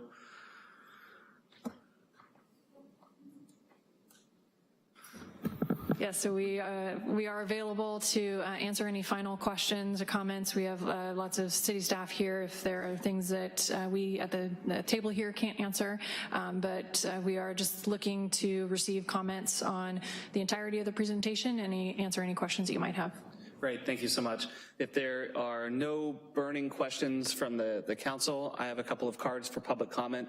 I would suggest we do public comment and then bring it back for final comments. Go ahead, Councilmember Sweathelm. Just regarding the general plan update, and I heard you making comparisons to the Roseland specific plan and the use of consultants there. How is that going to be working, especially if we're collaborating with the county on some of that public engagement? I think the Roseland area plan was a object lesson how to reach out to the community. We would build on that, certainly. What I envision would be that model would be applied to each of the districts, areas within the city. And we would be engaging a consultant team to help us work through that process. And have there been discussions with the county? Because I think I was at an ad hoc meeting yesterday with some of the Board of Supervisors. Are we talking about it, or are we actually, okay, let's pick a consultant team that would meet all of our interests? I've spoken with staff at the county about coordination, and there are a lot of great reasons to do this. We share a lot of interests, not just only in terms of community development, but in terms of transportation and infrastructure planning. So that sub-regional coordination would hopefully be a very strong principle than the plan being developed. Yeah, I would strongly encourage that, and if there's any assistance from any of the elected bodies, I'm sure we'd all be willing to encourage what we can. Thank you. Mr. Chair. Commissioners, any questions right now? I do have a quick one. I just would want a brief description about what will go into the environmental justice element. If the guidelines are out for political subdivisions that are going to have to put that together, what's the analysis going to have to consist of? Typically, it characterizes the condition of the area in terms of household poverty, the sources of pollution, levels of infrastructure or lack thereof, and then policy that is developed to help fill that gap. So economic development, promoting commercial developments to ensure that there are services, both retail and social, in the areas such as grocery stores or medical facilities, and then to look carefully at economic development and commercial development in that area to help to assure we're not creating additional pollution sources, or we're helping to minimize or reduce the pollutant generators in that area. So it is a focused policy set on trying to improve the community environment within that defined setting. And would it be within the scope of the element to consider, not only the quality of environment for every neighborhood of the city and the living conditions there, but also whether we have a city where people who make more money and have greater wealth tend to live in the areas with a better environment, and whether that uneven distribution of affordability levels of housing is itself a violation of principles of environmental justice. Is that perhaps within the scope of that element? Certainly, and it's the council's prerogative to define the scope, the extent of the scope that is analyzed within this part of the general plan. It's not limited to analyzing this geographic area. It can expand those principles throughout the city. Great, thank you. Great, thank you. I'll go to public comment. We, as you know, have 3 minutes each individual. These will be specific to this presentation. So we'll start with Mr. DeWitt, and then he'll be followed by Mr. Berkowitz.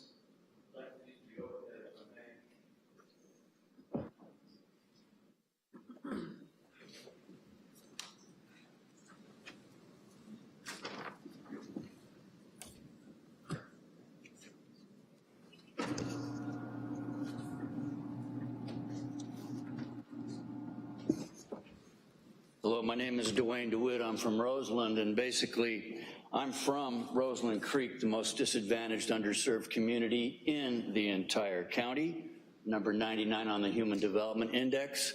And we started a group 25 years ago about environmental justice called Roseland Action. So today, an encouraging thing I heard was Ms. De La Rosa speaking about underutilized parcels the city itself owns. And that's where you folks can start without having to deal with a lot of the extra, perhaps, problems that come with private development. I've put this up here because it points out that the federal government has helped to get good housing projects, but it frequently gets disabused because of ideology.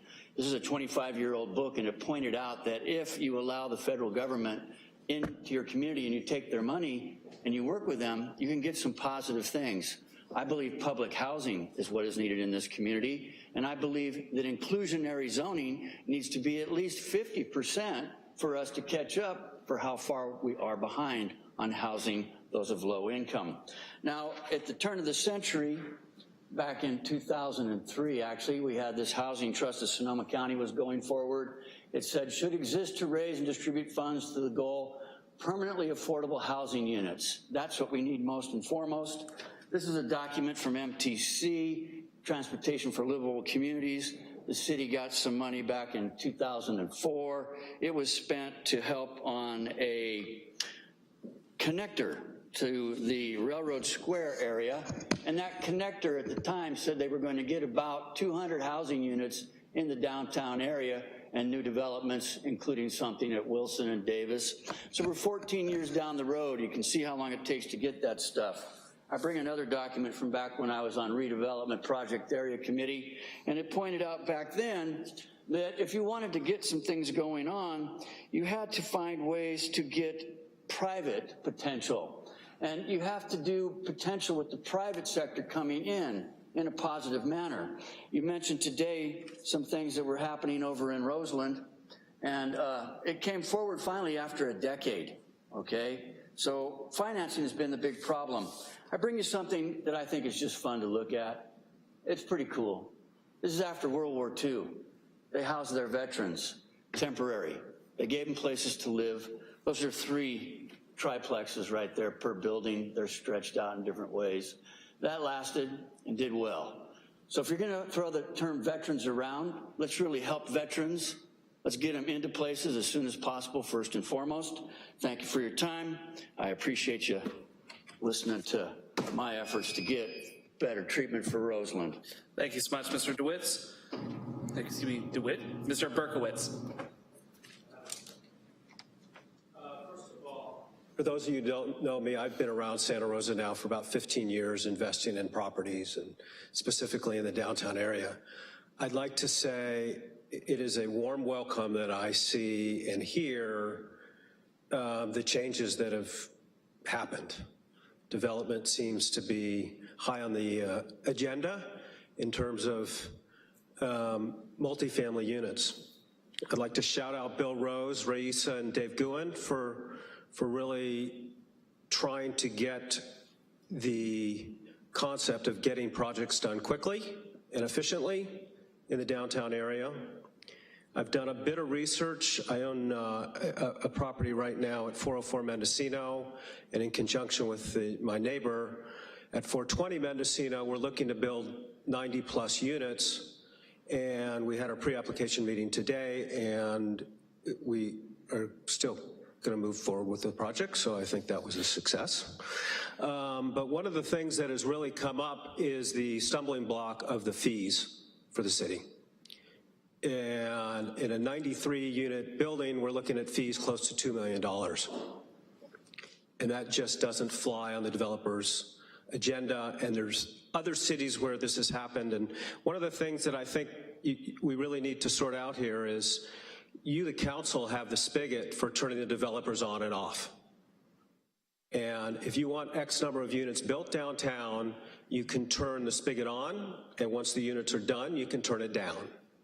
It's been turned off for decades, and I can see things are starting to happen. It's starting to be turned on, but I do think an even more aggressive approach is going to be needed to get the developers to actually build in the downtown area. It's expensive. It's as expensive to build here as it is in Concord or San Francisco or Redwood City.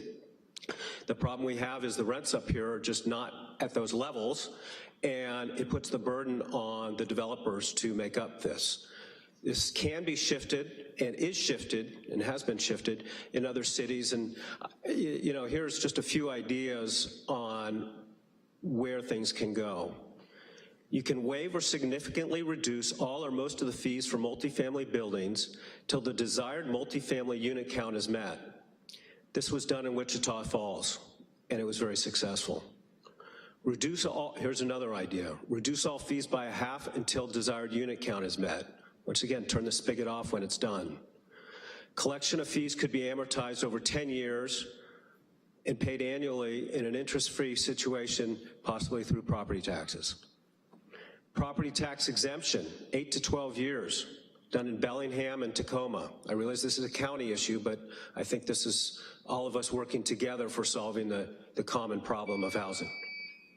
Thanks again for listening, and we look forward to bringing some people downtown. Thank you so much, Mr. Berkowitz. Next we have Gregory Fearon, followed by Ann Seeley. And I do not see Greg. So Ann Seeley, followed by Mr. Chernoff.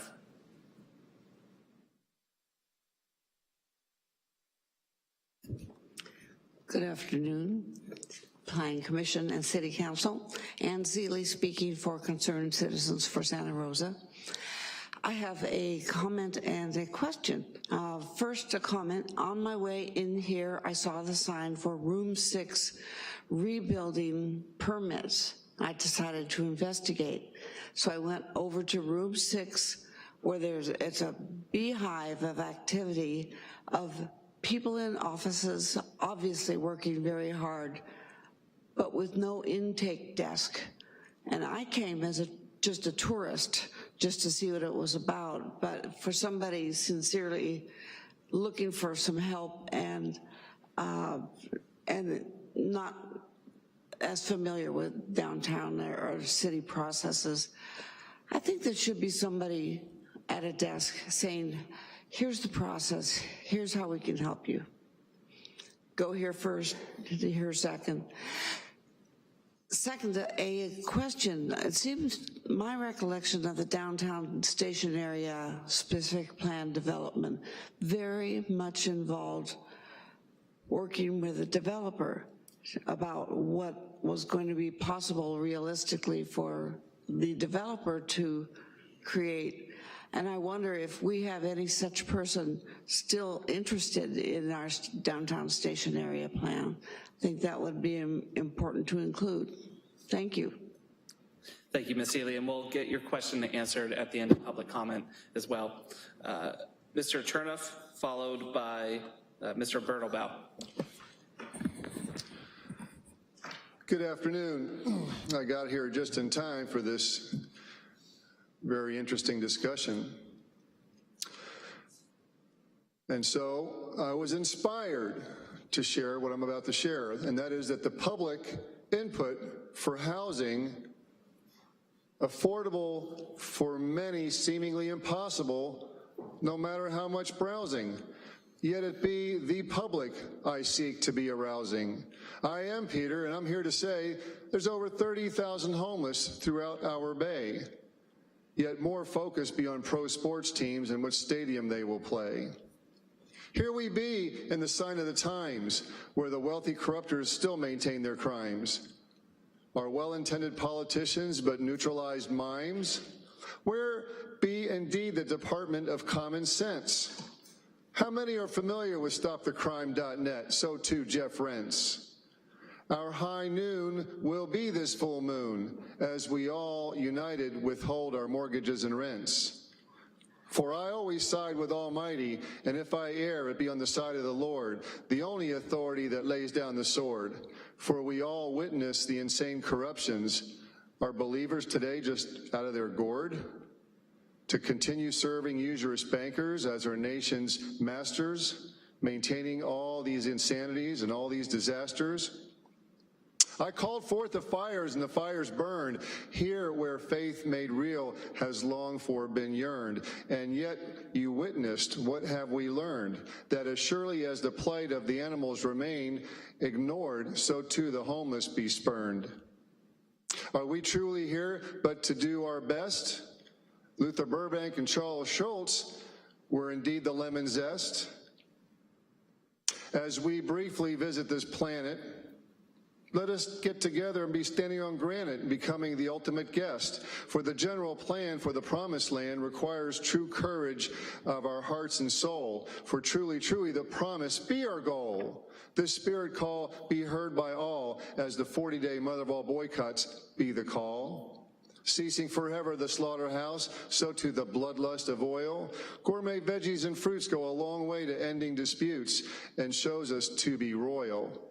So now, you servants, be now serving truth and love from on high. So too all veterans, all on board with the living Lord, Semper Fi. For us to be in heaven, this moment on earth requires an almighty power for this spiritual rebirth. For the promised living, embrace what's been giving. I say it, you hear it, it is so, it is done. Thank you so much, Mr. Chernoff. Mr. Bertlbell, followed by Mr. Petritz.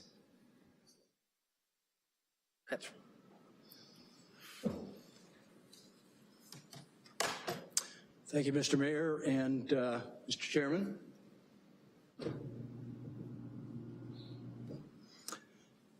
I appreciate your getting together like this and looking at the big picture.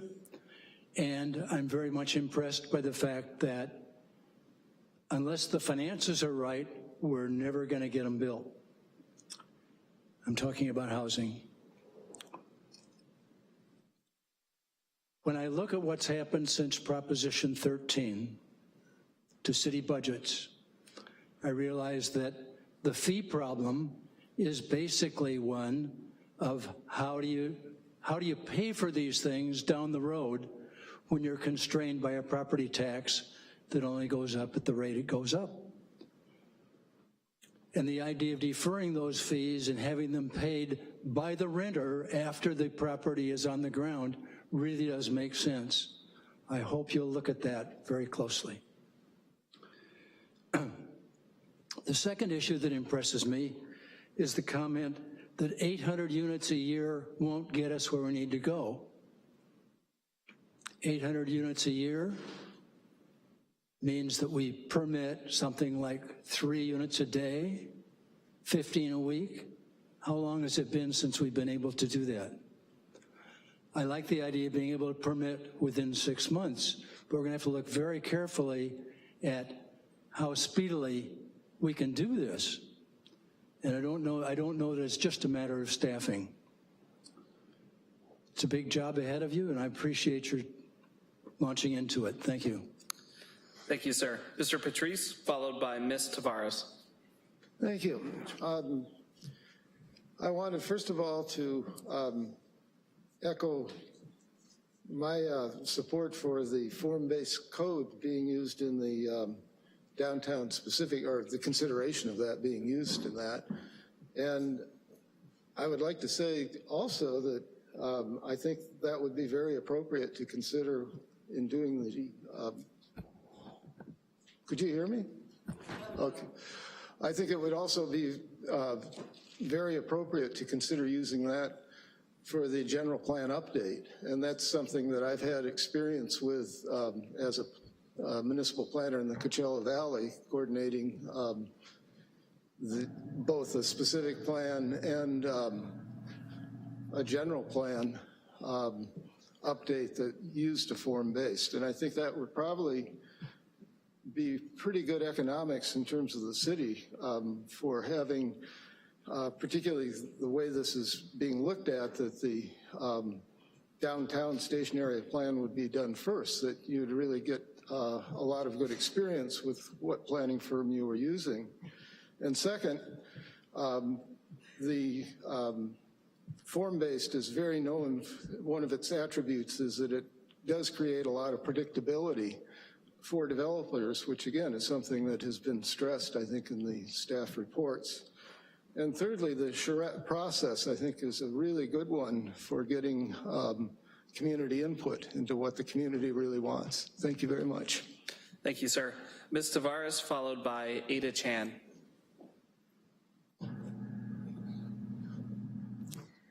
Hi, I'm Deborah Tavares. Thank you very much. I'm very, very concerned about the conversations I'm hearing about development, particularly when the Press Democrat says that there's a state bill that's going to override your authority to control growth in the first place. So I find that interesting, particularly since you've already approved the Climate Action Plan, which requires growth. So I find that sort of a conundrum. You are requiring growth in this very plan, the Climate Action Plan, and yet the state says that they're going to force you to build along transit lines increased housing. Now, as a land developer of multifamily and commercial construction for over 30 years in Southern California, there are many constraints and problems with building, particularly when you look at the plans and what I see on your Planning Commission door, stenciled resilient cities, and you look that up and you find out that it's backed by Google, Goldman Sachs, the World Bank, Rockefeller, Rothschild. Anybody can type in resilient cities and be flabbergasted, as I am as a developer, because I'm wondering who's going to come in and develop these properties. Certainly local developers and builders are not going to be able to afford, with the constraints of all of the requirements, fees, permits, etc., let alone trying to get financing for a disparity in housing when you've got moderate to low income housing mixed with at-rate market housing. It's very difficult to get comparative loans. I've worked in this myself in Southern California. Very difficult to thread low, moderate income housing qualifications through the needle of those kinds of financings. Plus, I found something very disturbing. I found that Resilient Cities now has an insurance overall global insurance program for resilient cities. And I don't know if you're aware of it, but what they're saying is at this first ever summit in collaboration towards resilient and sustainable and urban growth, that the insurance companies are reforming for climate change because they see the opportunity to make big bucks in the forced increased city condensed environment. So everyone, you need to be aware insurance in general is changing by Goldman Sachs, by the Googles, by the Rothschilds and the Rockefellers. And when I just typed it in, resilient cities, when I saw the big billboard on the freeway after the fires right across from that burned out veterinarian hospital on Redwood, and I kept seeing resilient everywhere, and I'm wondering, what on earth is resilient? Well, I'll tell you, I was shocked and stunned to find out who is behind it. So I'm wondering why you're working on United Nations agreements with the Goldman Sachs and the World Bank and these big global players, and to find out resilient cities is a global plan. And they're literally coming into all the cities, not just Santa Rosa. For example, in New Orleans, right after Hurricane Katrina, the city council did not even know that these policies came in. Type in New Orleans, resilient cities, and type in Palitar, P-A-L-I-T-A-R. You'll be stunned at what was rolled in. These are electrified cities, and they're very concerning to me, and they should be to you as well. Thank you so much, ma'am. Thank you for being here. Ms. Chan.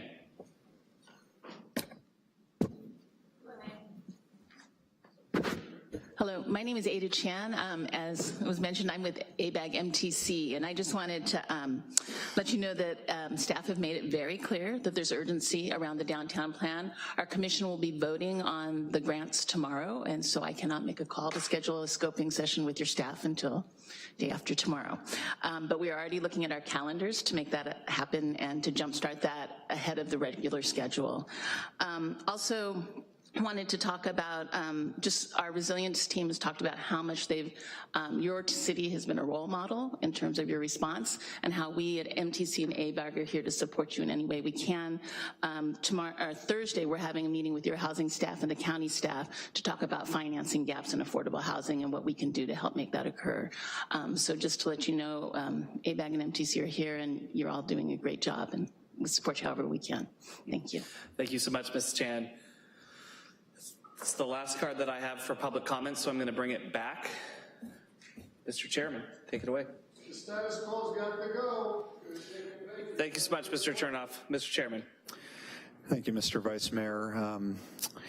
I think I'll ask my fellow commissioners to comment, and then I'll comment last. Commissioner Duggan, would you like to start us off? Well, I had a question before I had a comment.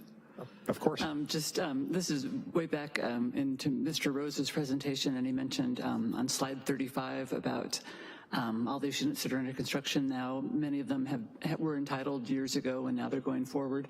And I know that our work on the Planning Commission in the last year or two has been a lot of renewal of tentative maps. And I just want, you don't have to give me a number right now. I mean, you can maybe bring this to us sometime in the future. But do we have an idea of how many things are out there pending that might come forward in the next year or two that we've entitled over the years? Because I think that would be helpful to know how many, because we've had so many in the last 10 years that have not ever come forward, and we're seeing their extensions expire, and we're doing that at the Planning Commission. I don't have that information currently, but we can certainly get that for you, and we can distribute it to both bodies. Okay, thank you. And as for a comment, I think it's a great comprehensive presentation we've been given, and I look forward to hearing more about the downtown station area and general plan updates and all these other things coming forward for the housing allocation plan. And I think staff's great, like you mentioned before, and thank you for all your hard work. Great, thank you. Vice Chair Weeks.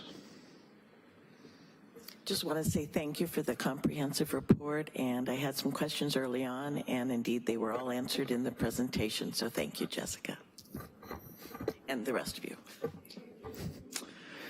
Great, Commissioner Groninga. I'm very appreciative of the updates today, and I want to echo the observation on very strong and heavy workloads that the planning staff have here, and they've kept us informed through the years. My request would be is that we get, instead of annual updates, perhaps quarterly updates in some rather specific areas, especially what our accomplishments may be in the housing allocation plan. It helps us to stay focused, I think, as planning commissioners, to see what sort of progress we've made and where we're going. So again, thank you all. Commissioner Peterson.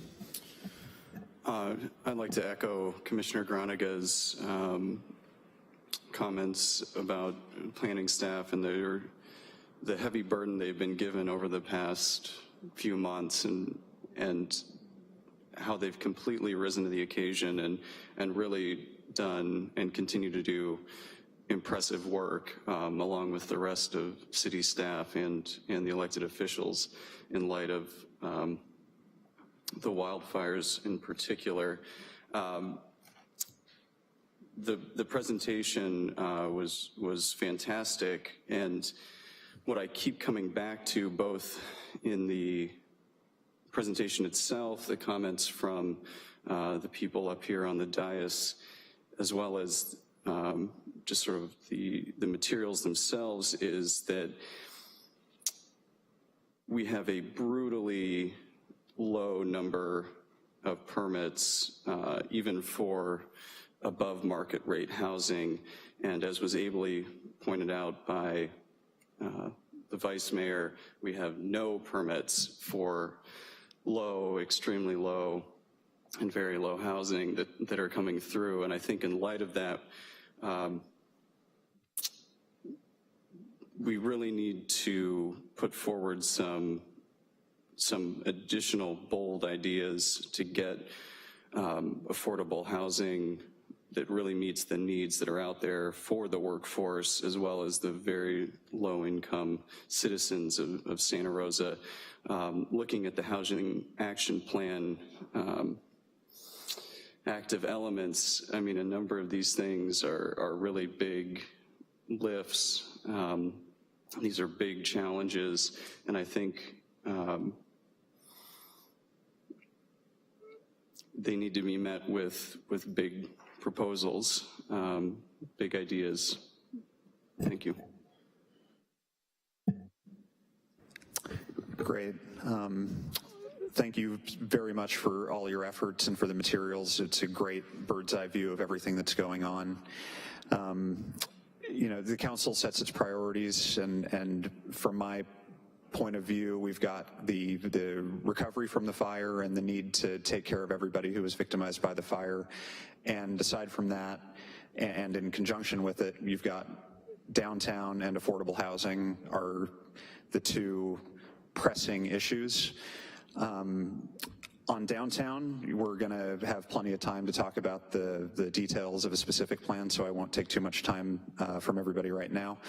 But the biggest mistake we can make on that plan is to not be bold enough. It's almost impossible to be too bold with that project. We need to make it very difficult to build a project down there without housing or some sort of support for affordable housing. We've seen instances in the past where the law looked pretty clear, but there were end runs and attempts made to sort of pull off projects that lacked housing in them. So we need to, of course, keep our eyes on the prize, which is a mixture of affordable and market rate housing downtown. We also have to seriously look at the tremendous success that the Courthouse Square project has been and continues to be as an inspiration and a guideline for the kinds of projects that we need to accomplish in the future. And thinking about the general plan that we're going to revisit soon, it's a very forward-looking document. You think about what the city's gonna look like decades into the future. And there's no reason not to think very differently. And when you think about Santa Rosa and kind of the original sin, it's the fact that the city is balkanized by the highways. And that is completely true about downtown. And so ultimately, I think any kind of downtown vision that will do the city right and that befits a city of, you know, the pride that we have is going to have to unify downtown underneath Highway 101, and it's going to have to sort of reduce the sense that Railroad Square and Courthouse Square are different neighborhoods. The highway is a limitation we have to work with, but I think that when we revisit the plans, it should be with a strong emphasis toward pedestrian scale unification of both sides of the highway. And it will involve radically rethinking what is going to be in the long run on certain parcels. Hugely exciting process. And if I have the good fortune to be on the Planning Commission at that time, I will really enjoy taking part in it. And then affordable housing. It's not just a question of getting the number of units that we need, although that is the most important thing, and prioritizing the homeless and very low income households has to come first. Couldn't agree more with the need for anti-discrimination protections for people with vouchers. We might get some assistance from initiatives or from Sacramento on rent control and tenant protections. But to the extent that the city reconsiders those things down the road, those remain good policies. But then we have to think about making sure that transit-oriented development is all well and good, but we need to move beyond a sense of a city where there are good neighborhoods or better neighborhoods and worse neighborhoods or bad neighborhoods. I mean, so long as that's true, it's a failure, and it's a failure on our part, certainly for speaking for myself. So getting a mixed income housing market in every council district, in every neighborhood, it has to be what we work toward or what we aspire to. And, I hear exciting ideas from other jurisdictions and activists about citizen-led processes to sort of identify areas of the city that have far too low affordable housing for the amount of land that they take up, and a citizen-led process to sort of fix those problems. So a lot of interesting policy ideas, and we can't be too bold. Thank you. Thank you, Mr. Chair. I'm going to bring it back to the council. Before we do final comments, there was a question in public comment from Ms. Seeley about whether or not the downtown area plan would be working with developers.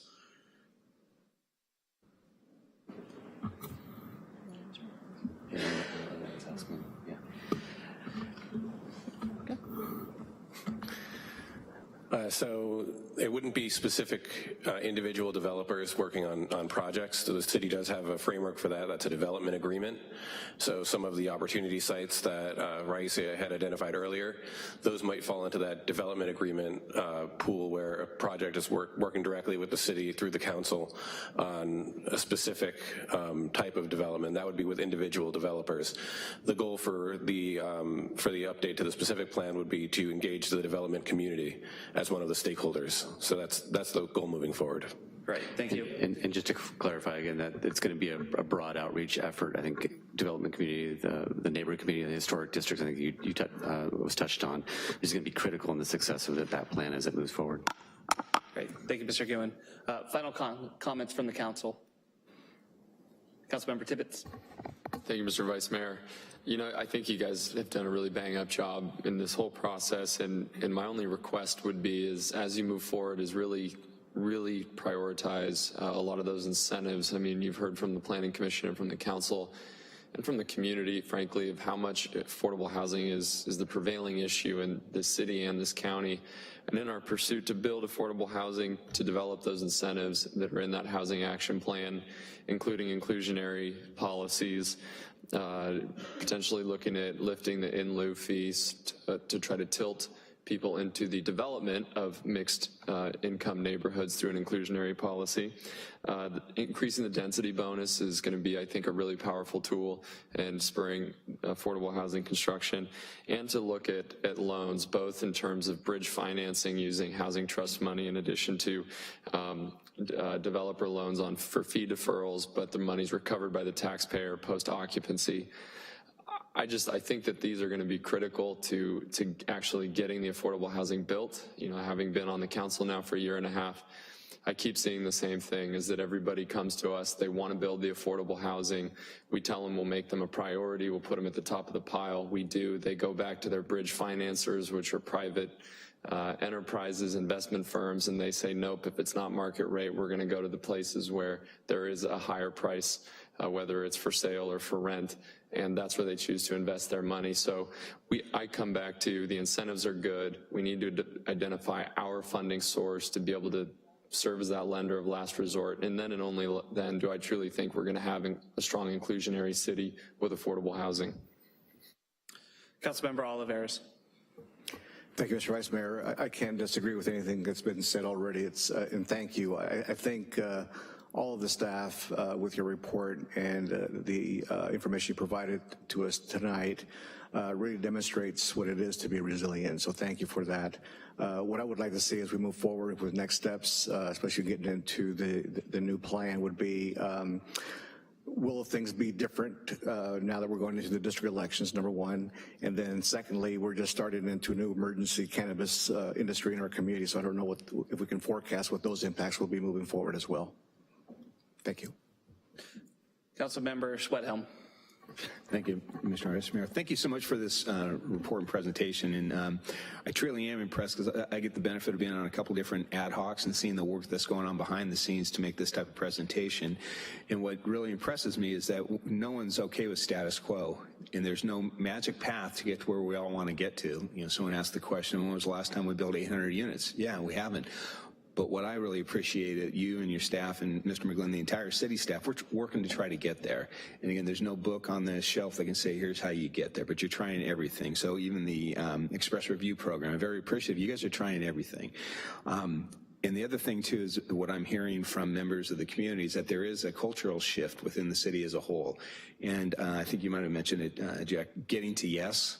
In other words, I think the city of Santa Rosa had a reputation as let's find reasons not to approve this project. But now it's like, how can we get to the point of actually approving this? We're working on the same team. So I'm really seeing that alignment. So I appreciate the efforts, and I just continue the effort that you're going while we still take care of each other, because that's the other thing. The 7 of us up here, and I'm sure the commissioners may be doing it too, is that when would you like this? Yeah, yesterday. With Mr. Streeter, you know, we said 18 months for Roseland. Downtown stationary specific plan, God, it'd be wonderful to get that in 6 months. But it's crazy. So at the same time that we're going full speed, remember, this is a marathon, not a sprint. Thanks. Councilmember Combs. Again, thank you. And I really appreciate the thoughtfulness that goes into the projects that you bring to us, the plans you bring to us, the way that we are trying to move forward as a city toward the general plan, bringing it to us this early and giving us the opportunity to say, yes, let's, from my point of view, let's do it right. Let's do the whole thing. If we need to do the initial step of the resilient city step, or whatever you want to call that second step, if we need to do that and then add the piece on, great, but I would personally prefer, let's do it right for the future, and let's, as much of it as we can afford to do. I know that we have some budget constraints. Our key goals for this council over a fairly extended period of time, considering how much councils change and shift, has been housing and homelessness. It's been up there. And I really appreciate that you've heard us and you bringing us back a housing action plan, a general plan, a downtown specific plan that really recognizes steps we need to take in order to build housing and to solve some of our homeless issues. I somehow missed the sort of jobs housing linkage discussion. Maybe it was on the slide and I just missed it, but I want to make sure that we're aware. One of the things that I think shines about Santa Rosa and Sonoma County compared with the rest of the Bay Area is that our jobs and our housing are in the same county, are together, that we're doing a really good job of not having commuting into the Bay for jobs or for housing. So I really want us to keep looking at our industrial sites as an important element in keeping our jobs and our housing close together. It should be one of our ultimate goals, especially in terms of our climate action plan, that we live near where we work. And I'm looking forward to how we figure out how to partner with the rest of the county, with the other cities, so that if we're taking additional jobs, we're taking additional housing, and we work with the county and other cities on how we do that. I have an interest that we bring back with the general plan what I would call a 3D view of our city, that we don't just talk about the general plan in terms of we're going to put housing here, but that we actually have now the open conversation of how many stories goes where.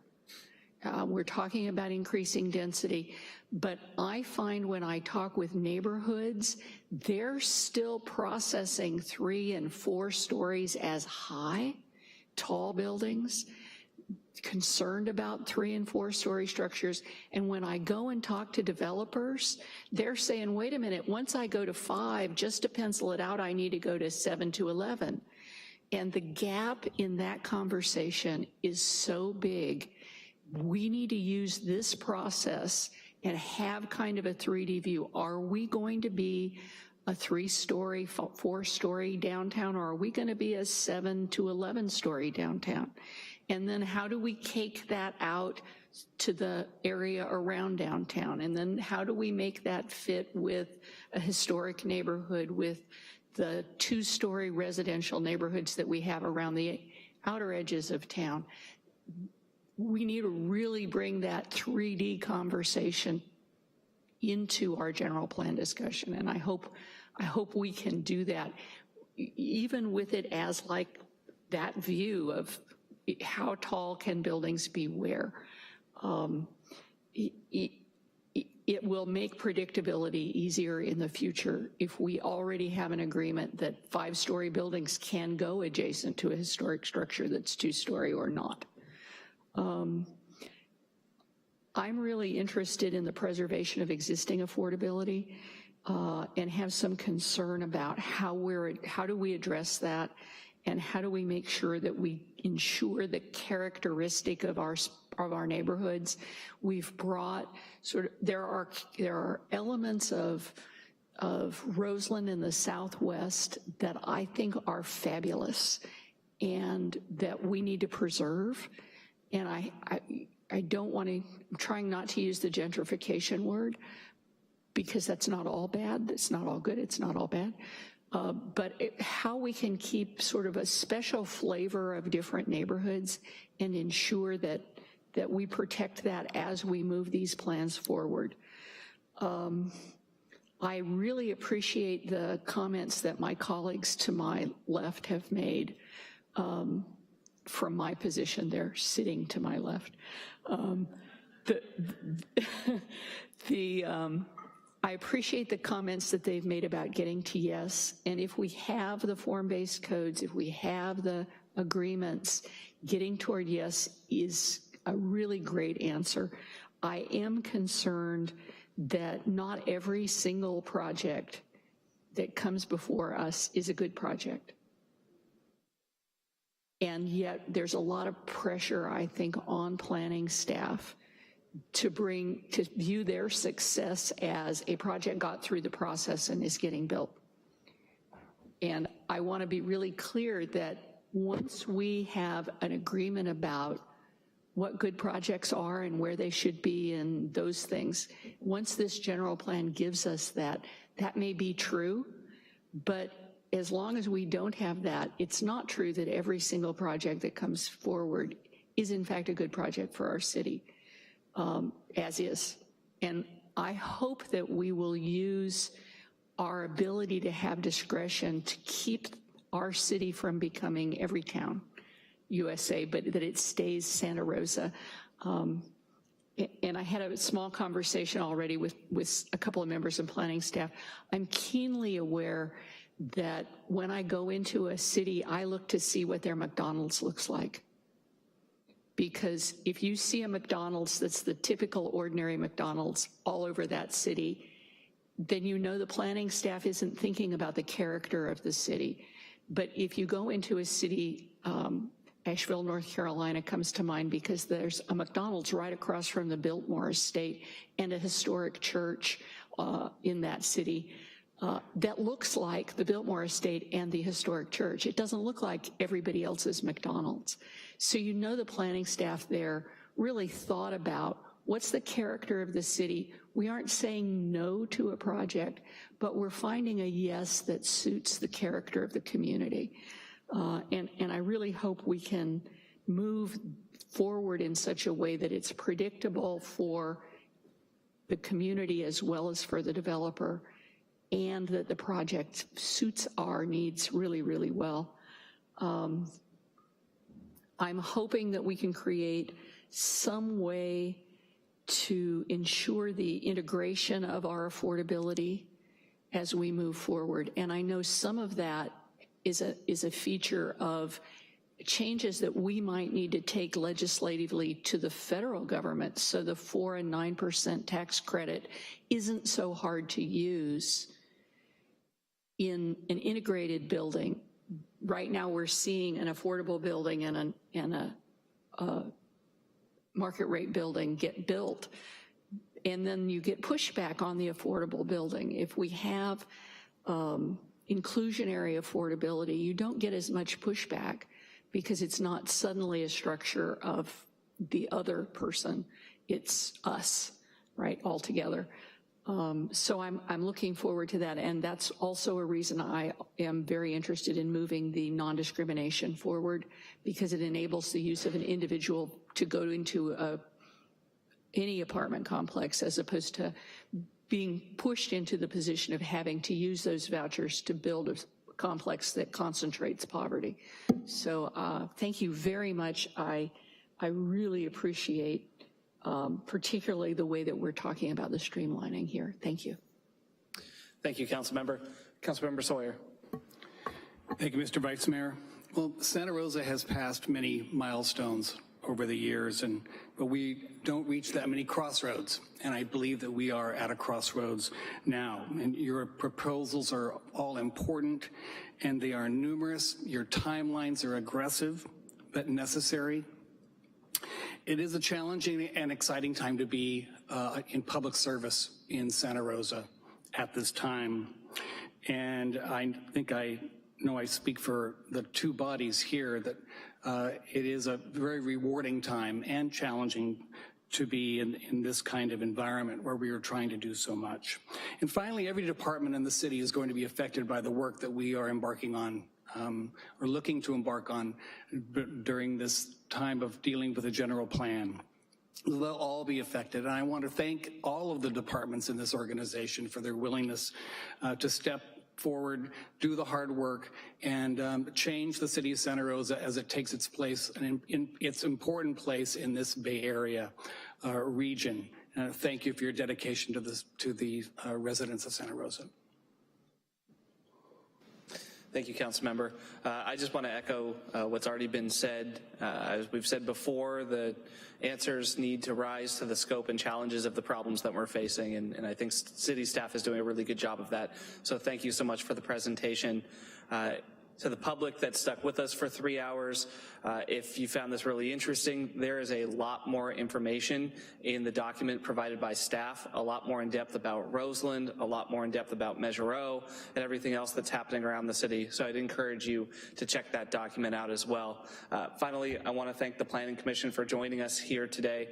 We work really closely with our planning commissioners as individuals, but it was nice to get together two entities. And with that, I'm going to adjourn the special meeting.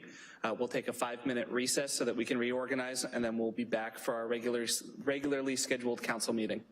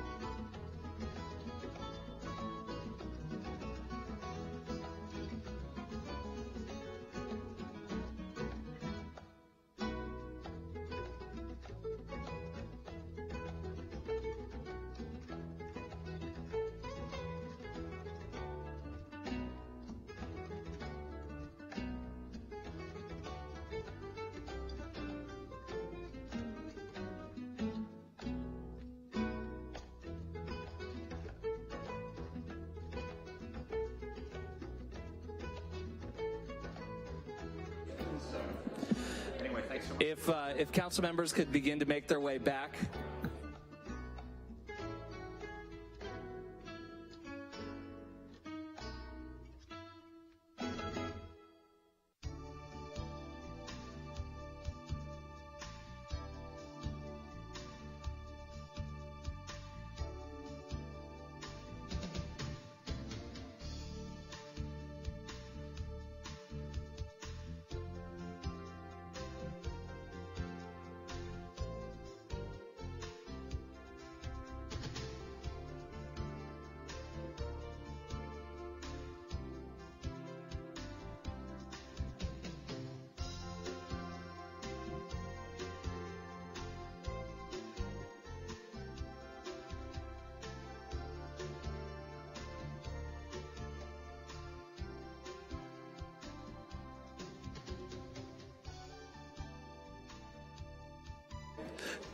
So I think it's just you and me.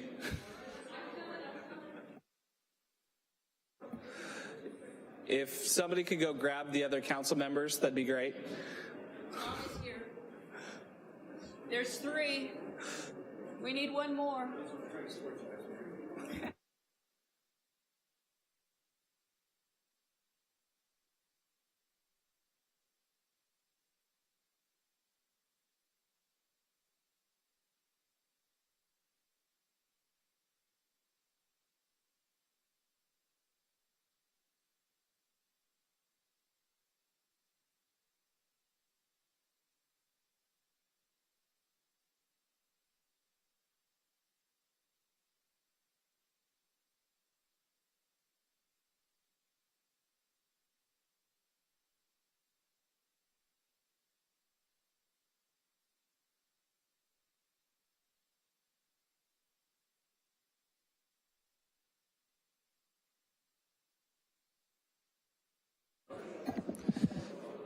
Hey, David, could you grab the other council members so we can get going again? Thank you.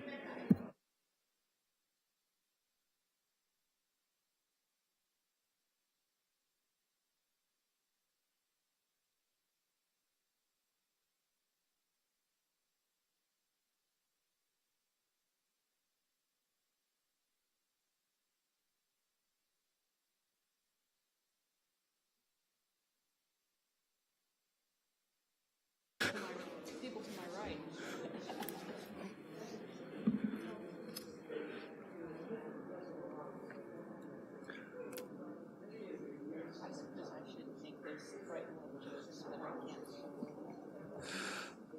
All right, seeing a quorum, I'm going to call us back into session. Now that we have 4. Go ahead, Ms. Gomez, do you want to call the roll? Let the record show that all council members are present with the exception of Mayor Corsi and Councilmember Oliveras. And I do believe Councilmember Oliveras is with us and will be back shortly. With that, we do not have any proclamations today. We will go to the city attorney, see if you would like to report out on closed session. Yes, I will, Mr. Vice Mayor. The council held closed session this afternoon and gave direction to staff, and I understand that there may be some further information that's provided during the fire update. Great, thank you so much. Mr. City Manager. Item 7.1, fire recovery and rebuild update. The first thing we're going to start with is an update on the debris task force from Mr. Paul Lowenthal. Good evening, Council. The task force met again this morning. Currently, happy to report that of the 3,688 ROEs that we were tracking countywide, we are down to now just 2 properties under the federal program that have yet to be accessed. They're actually bringing a bridge up from Southern California to get to them. Under the county's numbers of the 753, they've got 500 of them certified complete. On the city side of the 421 that we had, we're over to just about 100 or so that we have to complete. City staff have been working on a letter that will be going out to residents that have yet to complete their debris removal paperwork with us. providing them with outreach and materials to the Resiliency Center to help them wrap that process up. The US EPA is down to their final mission. They should be complete within Sonoma County by tomorrow. Their last property that they're, US EPA, it will be complete in Sonoma County tomorrow. The last property they're actually working on is the Hopper Lane Apartments here in Santa Rosa. So that'll be wrapped up as of tomorrow. The Army Corps of Engineers is again dwindling down with their numbers. They're wrapping up paperwork and finishing, like I said, the last of their 2 complete debris removal processes. And now they're tracking 2 new items referred to as NED, newly eligible debris. There's currently 552 of those like we had talked about in the past. Of those, 253 people have opted into the newly eligible debris program. 197 of them had declined, and 102 additional parcels did not make a decision for an extended period of time after numerous attempts to get a resolution from them. They are going to move the 102 into the 197 column and assume that they are not going to be moving forward. They're also now tracking another new issue topic that we learned about from Mr. Presspen a few weeks ago called issue resolution. There's 582 properties currently under issue resolution, and those are everything from over excavation, retaining wall issues, foundation concerns, stem walls, damaged mailboxes, and everything in between. The abatement parcels, as of this afternoon, speaking with Jesse Oswald, it looks like we're down to 6 residential properties that have yet to remove their debris, and 1 commercial, which would be Hilton. I understand that Hilton has mobilized their equipment on it, and we're feeling actually pretty confident after speaking with code enforcement within the last hour or so that realistically it looks like most of the debris, after speaking with the contractors, will be removed with the exception of 1 parcel, potentially by the end of next week. So code enforcement indicated that they'll have an update for me by Monday to update you with any developments by Tuesday. We learned this morning on a conference call that as of the 27th of this month, the Army Corps' hotline will be closing, and the 27th will be the last day that residents can provide information to the Army Corps of Engineers under their debris hotline for any concerns they have with their parcels. So like I said, we learned about that this morning, communicating that to you this evening, and we'll be working with Adrian Mertens to communicate that to our residents. And that is where we are at. Mr. Lowenthal, do we have any idea what the current call volume on that line is? Presumably as they wind it down, it's because they have less need for it. I don't see the issue resolution or the NED properties going up. I have not seen it go up.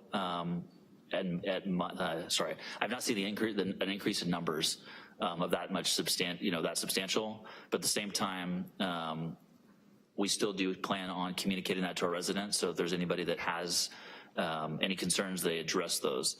Another item that we are also in communication with Cal OES within the last day and a half or so is we are in discussions with Cal OES and the County of Sonoma in now dealing with and tracking potential over excavated sites and having a method for residents to communicate those concerns with us, independent and separate of the debris deadline of the 27th. And is the intent to have some form of a remedy, or is this just for tracking purposes? So we are working with our partners to better understand what the scope of this particular mission will be, and we'll report that back. Great, thank you. Council, are there any other, Councilmember Sweathelm? Thank you. Very appreciative of the over excavation, because I've heard many from the Coffey Park area where there had been lakes, and so I'll be anxious to hear how that can be resolved. Also, last night I was at a meeting of Coffee Strong, and there was some discussion about street lights and whether or not your task force deals with that, or PG&E, specifically on Coffee Lane near the park and a couple adjacent streets. Yeah, we do. Brian Batari is still tied to our task force, and that is a topic that does come up. We can handle that or work with the Resiliency Center to identify and handle it. Great. So, I'll forward some of those streets and that information on to you. Thank you. Councilmember Combs. Thank you. Can we get the data you just gave very rapidly in an email after? Yes, we try to get you up to the minute, and then we produce an email. It's really helpful to, Yeah, I write as fast as I can, but I can't always hear and write as fast as you can go. yeah, we've been following up each council meeting, but now we'll have 2 new areas to add in. The potential for the, well, theoretically in the future we may have an over excavation, but in the meantime we'll have the issue resolution and then the NED properties, the newly eligible debris. Thank you so much. I had a question yesterday from a property owner who was concerned that some of their landscaping needed water, and that they were concerned about it becoming a fire hazard if they didn't have water where their landscaping was. Do we have any, will we be talking water a little bit later? Or? So I guess what would be really helpful is to forward that individual on to us so that we can sort of look to see if this is a single incident or a larger incident. Council member, there is going to be an update from water, but anything you can do to get that individual in touch with us, that would be really helpful. I will do that. I just am aware that hold on. If there's landscaping, sprinkler a superhero water, has arrived. Our superhero has come. So we, so thank you. We currently do have temporary water connections plan in place, so we're working with the water department, depending on where they are, there is a process to have a temporary connection established. So we're working through that now, and there's a process in place if they go to room 6 for that. Go to room 6. Thank you. I will send them to room 6, if that's... Yes. Okay, making sure. Thanks. Great. Seeing no other questions, are there additional presentations? There's one more report, and that is Mr. Hornstein is going to report on water quality issues. We'll get to the public comment cards at the end of the presentation. Vice Mayor Rogers, council members, as we're wrapping up the investigation on the water quality contamination and evaluating alternatives for the permanent repair, we've also been working on this issue of addressing the impacts of the water quality issue to rebuild activities, specifically to address concerns of residents in the advisory area regarding the timing of occupancy to rebuild homes that will occur over some period of time. We've landed on an approach that will allow occupancy for rebuilt homes in the advisory area in advance of the full repair and resolution of this issue. This coming Monday, the city will release a policy statement that spells out in a bit more detail than I'm able to do right now that we will be allowing occupancy in this area through the city installing point treatment systems where needed and where necessary. This policy statement will be posted on our website, srcity.org/WQ advisory, and we'll also be reaching out to impacted residents of the area with specific information for them. So just to reiterate, to make sure I heard correctly, the city will be releasing more information on Monday, but as of now, we're moving forward on a plan that will allow people to reoccupy their homes up in the benzene affected area. That is correct. Any questions from council? Great, thank you. We'll go to public comment. We have Mr. DeWitt. And Mr. DeWitt will be followed by Ms. Deborah Tavares. Yes, my name is Dwayne DeWitt. I'm from Roseland. I wanted to thank the staff for all the hard work they've done for the last 7 months. At the same time, I hope you'll remember that I had come and asked about information regarding the 40 unburned trailers, mobile homes at the Journey's End Mobile Home Park and how to be helping those folks. I remember once Ms. Combs had also said she'd like to have those updates. So could you please tell us what's occurring? You've just stated that it's possible for some people to get temporary water connections and to move forward to water their plants, and that the people who had the benzene problem in Fountain Grove, they'll find a way to get them back into their places also. So how about we put our ingenuity together and help the 40 lower income senior citizens whose homes did not burn down and are still sitting there at the Journey's End Mobile Home Park but because of some negotiations with Burbank Housing and others, may not be as helpful as it could be. And I understand that Burbank's in business and it wants to get funding and get some land and do a big project, but those people, they could be living in their homes right now, and that would help on this housing crisis that we're facing. Could you please give us an update on that, sir? Thank you. Thank you, Mr. DeWitt, and we'll see if we can get an answer for you after the public comment. Deborah, and she'll be followed by Mr. Chernoff. Thank you very much, Deborah Taveras. Talking about the over-excavation of many of the lots, I couldn't write fast enough either, but it was 500 and something, I thought. We went to the Marin-Sonoma Vector Control meeting early on after the fires, and were quite concerned with their concerns of the ponds that are created there for mosquito and vector, and the fact that it was warmer and larvae. They're concerned about the Zika and the West Nile virus in this area. And I heard at the vector control meeting that after Hurricane Harvey in Houston, the Pentagon had the US Air Force spray 6 million acres of NALAD, N-A-L-A-D, over Houston, 6 million acres, and that's a neurological degrading type of chemical spray. You can type that in and look that up for yourselves. That's what the Sonoma Marin Vector Control said. I'm concerned about what kind of spraying might be necessary for the over-excavation, particularly since I heard on KSRO today a really feeble explanation that some people might have to bring in a truck or so of soil. It's far more than that. Sometimes they have to remove some of the soil that's there, recompact it, and then bring in engineered soil for recompaction. This is an extremely costly situation that the Army Corps of goof-ups did as they were taking out all of the footings and the stem walls, etc.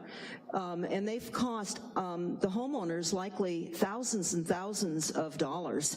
And I'm wondering how that's being addressed with the insurance and how you're going to be held responsible, having the opportunity to, of course, get FEMA money back or whatever you can get back to help these homeowners with the over-excavation.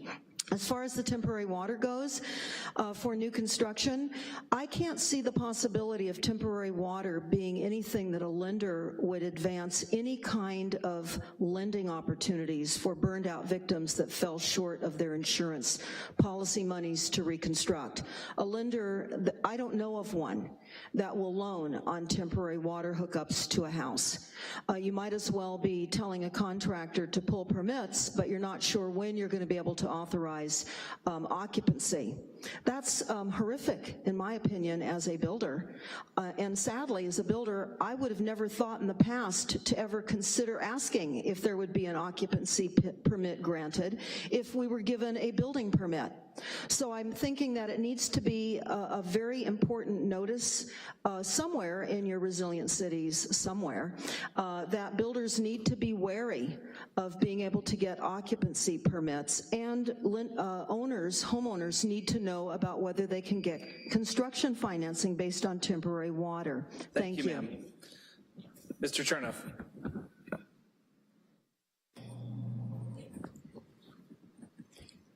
So addressing the fire updates and some of the problems that we're having right here. The chief down there made a mention about that there's not a magical, or we wish there was a magical path to fix all these problems. Well, guess what? There is a magical path. And we will have the 40-day strike, but I will offer this. Back in the day, what was that? Back in the Depression, they had the WPA, what was that? The Works Progress for Americans or something like that. They found a way to put people to work. And so I will offer my services and my access to thousands and thousands of cacti pads for you to work something out where I'm working for $1 a year and my expenses. And then what we're going to do is we're going to put in thousands of miles of living cactus fences. You got erosion control. Takes care of that. That's an issue. It's for real. Cactus will definitely be in erosion control. It's a firewall. It's definitely a firewall. It's a wall of water. It's a food source. The most underrated food source on land, produces more food per square yard than anything on the planet, except for maybe seaweed, but seaweed's got the added addition of Fukushima, whatever you have it there. So why don't you work something out with me? And I'll take 50 able homeless workers and I'll put them to work for 20 to 30 hours a week, and together with 50 landscape type workers. And the homeless workers, you're gonna go ahead and find me 1 or 2 warehouses, and they're gonna be working to make Santa Rosa a beautiful leader in California. It'll be a food source, a fruit source, a flower source, and an answer to this social cancer that we have been dealing with that seems that there is no way out of, but of course there always is. So you find me a warehouse where we can put X amount of workers, I will put them to work, you will support what I'm doing, and it'll all make sense. Horse sense, common sense. And everything that I need is available. I just need an okay and some assistance from our servants that might be thinking right about now, this is doable. The WPA worked back then. The government from the top down doesn't offer those sort of things, but as I've said before, right here in this room, we're more powerful than anything that's going on in DC, and DC can't operate without California. So it's time for us to take a lead and shut down this greed. The offer is real. Seal the deal and tell me yes. Thank you, sir. Mr. McGlynn, so there was a question about Journeys, and if we don't have an update today, can we try to get an update? Yes, we'll have an update next week. Great, thank you so much. Moving on then, city manager's report. Nothing to report. I apologize, was there another card? We haven't gotten to general public comment yet. This was specifically on the fire recovery. So we'll make sure we'll get to you, no worries. Sure.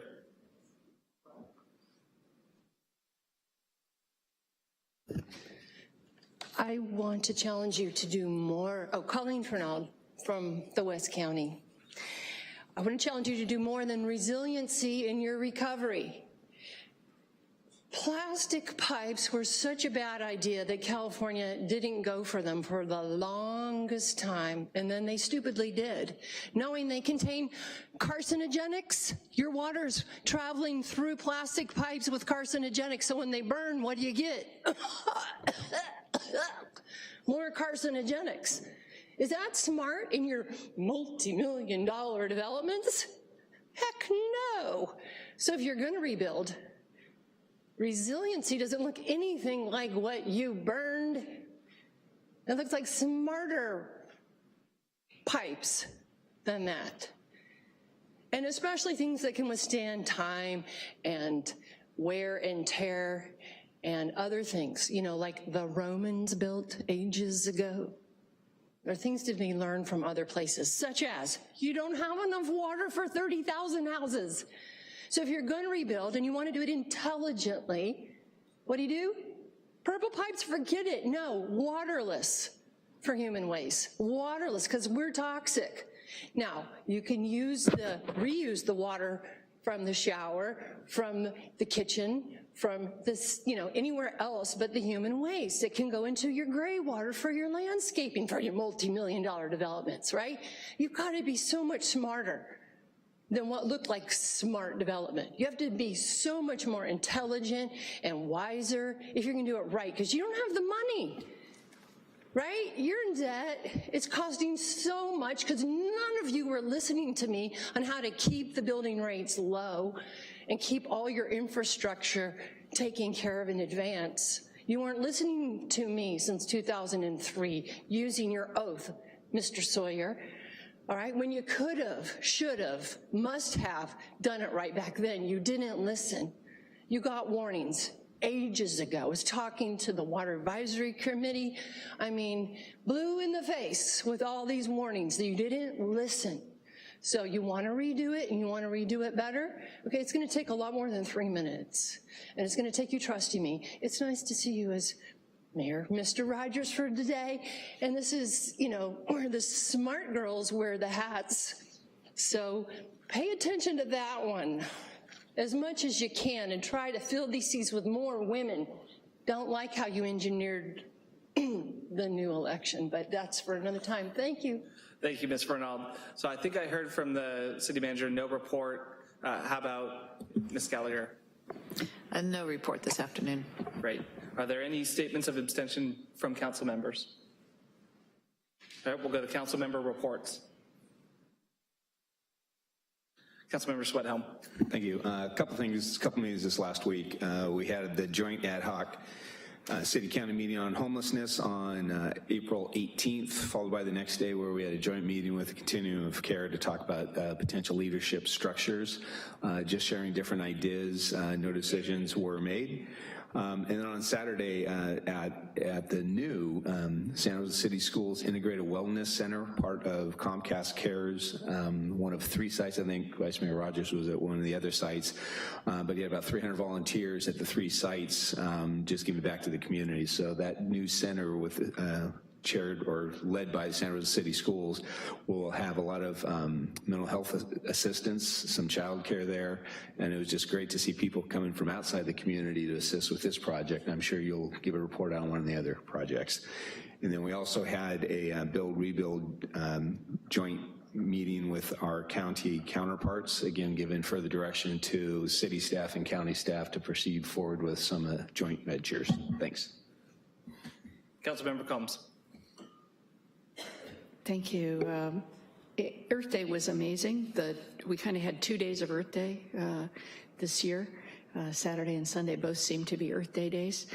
I really enjoyed the Bennett Valley Vision cleanup in the Bennett Valley roadsides areas.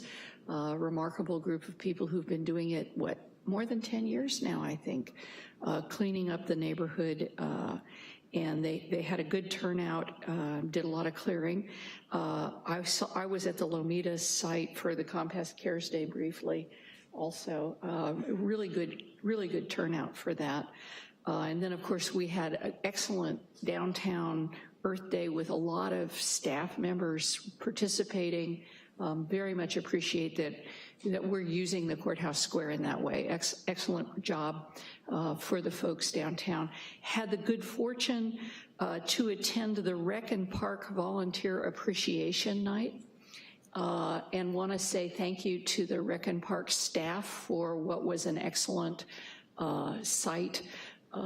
For the people in that room in the DeTurk Round Board were just having a great time, and they were acknowledged well by our staff, and it became really clear that there was a warm relationship between our Rec and Park staff and our large number of volunteers in Rec and Park. I was very impressed by the diversity in that room. Very young people who were volunteering and turning up frequently. Lots of seniors. We expect to see a lot of senior volunteers, but the younger folks who were volunteering, including like middle school and high school students, that was really wonderful to see that habit forming of volunteerism. And just across the board, lots of different kinds of folks turning out to support the parks in their neighborhoods. As Councilmember Schwedhelm mentioned, we had the joint ad hoc on homelessness meeting with the county, and a second joint ad hoc on homelessness meeting with the COC, I think making good progress toward implementing some of the changes recommended by Homebase. So more to come there. Tomorrow I will be attending the CASA Steering Committee meeting, so information from you all, if you want to get in touch with me later or send me information about your interests in what I carry to the steering committee. I'm always available and open for those conversations about what message we should be carrying to our CASA Steering Committee. Thank you very much. Great, thank you. Last Wednesday, I had an opportunity to be up in the Capitol with Mr. McGlynn and with Mayor Corsi for the League of Cities. They did their annual lobby day. Good chance to check in with our delegation, and particularly timely, I know Ms. Tavares had mentioned earlier a bill by Senator Wiener that would have preempted local authority. That bill had died the day previously. Special thanks to Senators McGuire and Dodd, who served on the committee for listening to cities about not preempting our local authority. Then on Friday, we had the Mayors and Council Members Legislative Task Force, where Senator Dodd was the guest speaker, and had a chance to check in with him on rumors that we had heard up in the Capitol about legislation moving forward that perhaps he was associated with to limit the liability for PG&E in the event of a fire. And he was grilled by council members from around the county and made it very clear, and we'll hold him to it, that he is not supportive of getting rid of strict liability for PG&E, and that that's not the intent of any legislation that he's sponsoring. All around, he was a good sport and really was peppered with questions for about an hour, and we really appreciated it. As Councilmember Schwethelm mentioned, I did also have a chance to get out for the Comcast Cares Day, along with the California Urban Forestry Association, and plant trees on Saturday right along Fountain Grove Parkway. They even let me steal an excavator and drive that around a little bit, which was fun. And then finally, a big thank you to staff for the Earth Day event, Earth Day on Stage on Saturday. It was well attended, and it was great to see the community pull together. Last thing that I'll mention for the council, just as a brief report out from the Cannabis Subcommittee, we had the deadline for intake for permit applications on Friday. The next step in the process is staff is going to evaluate where the permits fall within the same buffer zone and score projects based on the criteria that was established by the subcommittee. Any potential appeals on which one moves forward will begin at the subcommittee, and if it gets appealed, will then be coming to this body. So hopefully we get most of those taken care of at the subcommittee level. I think I had heard, were there 35 permits that came in? 37 permits that had come in, and if you looked at the map of where the buffer zones allowed it, there's going to be quite a few that overlap, and we'll be fighting one another for space. Final note, I've been notified that Councilmember Olivares will not be returning to the council meeting tonight, so Councilmember Sawyer will be on an island for the rest of the night. Mr. McGlynn, item 10.2.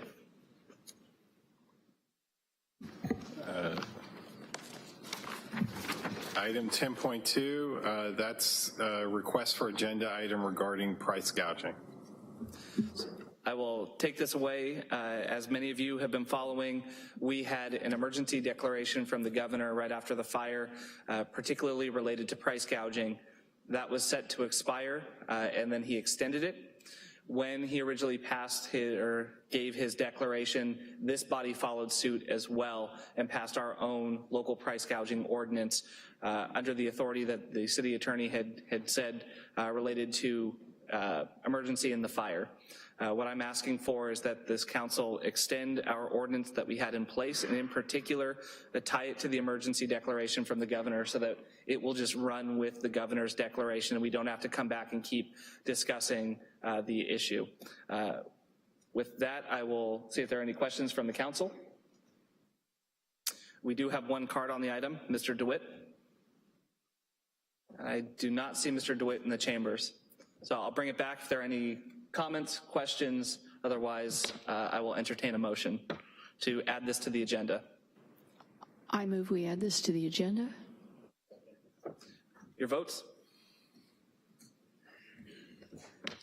Great, that passes with 5 ayes, and it will be on a future agenda for the City Council to consider. We have no minutes to approve, we have no consent items, so we will go to public comment for items not on the agenda.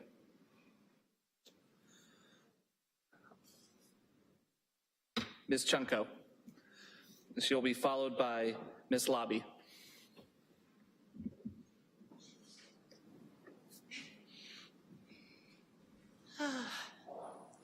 I missed Earth Day, I was supposed to table for an organization, but I was busy getting water for people who had slept in a field south of the city. They were told they had to leave there. They went to another property. They were told they had to leave there. They ended up back on the Joe Rodota Trail, and now they've been told they have to leave there. There were many people working very hard all this past week trying to move people to a safe place. For over 2.5 years now, I have come to the city council meetings. I've listened to talks about homelessness. I've listened to, oh, we're gonna do this, we're gonna do that. Absolutely nothing has been done. Nothing. There are still elderly, physically disabled, mentally disabled people out there. There's one woman I know, and I've known her for about 1.5 years now. She's an adult. She has been homeless since she was a child in Sonoma County. The Housing First idea is just lovely, except that nothing is happening. And every single night that nothing is done, there are over 1,000 homeless people in Santa Rosa looking for a place to pitch a tent where the police aren't gonna come and run them off. We need to do something, and we need to do it now. Thank you. Thanks, Ms. Chumko. Ms. Lobby, and she'll be followed by Mr. Chernoff.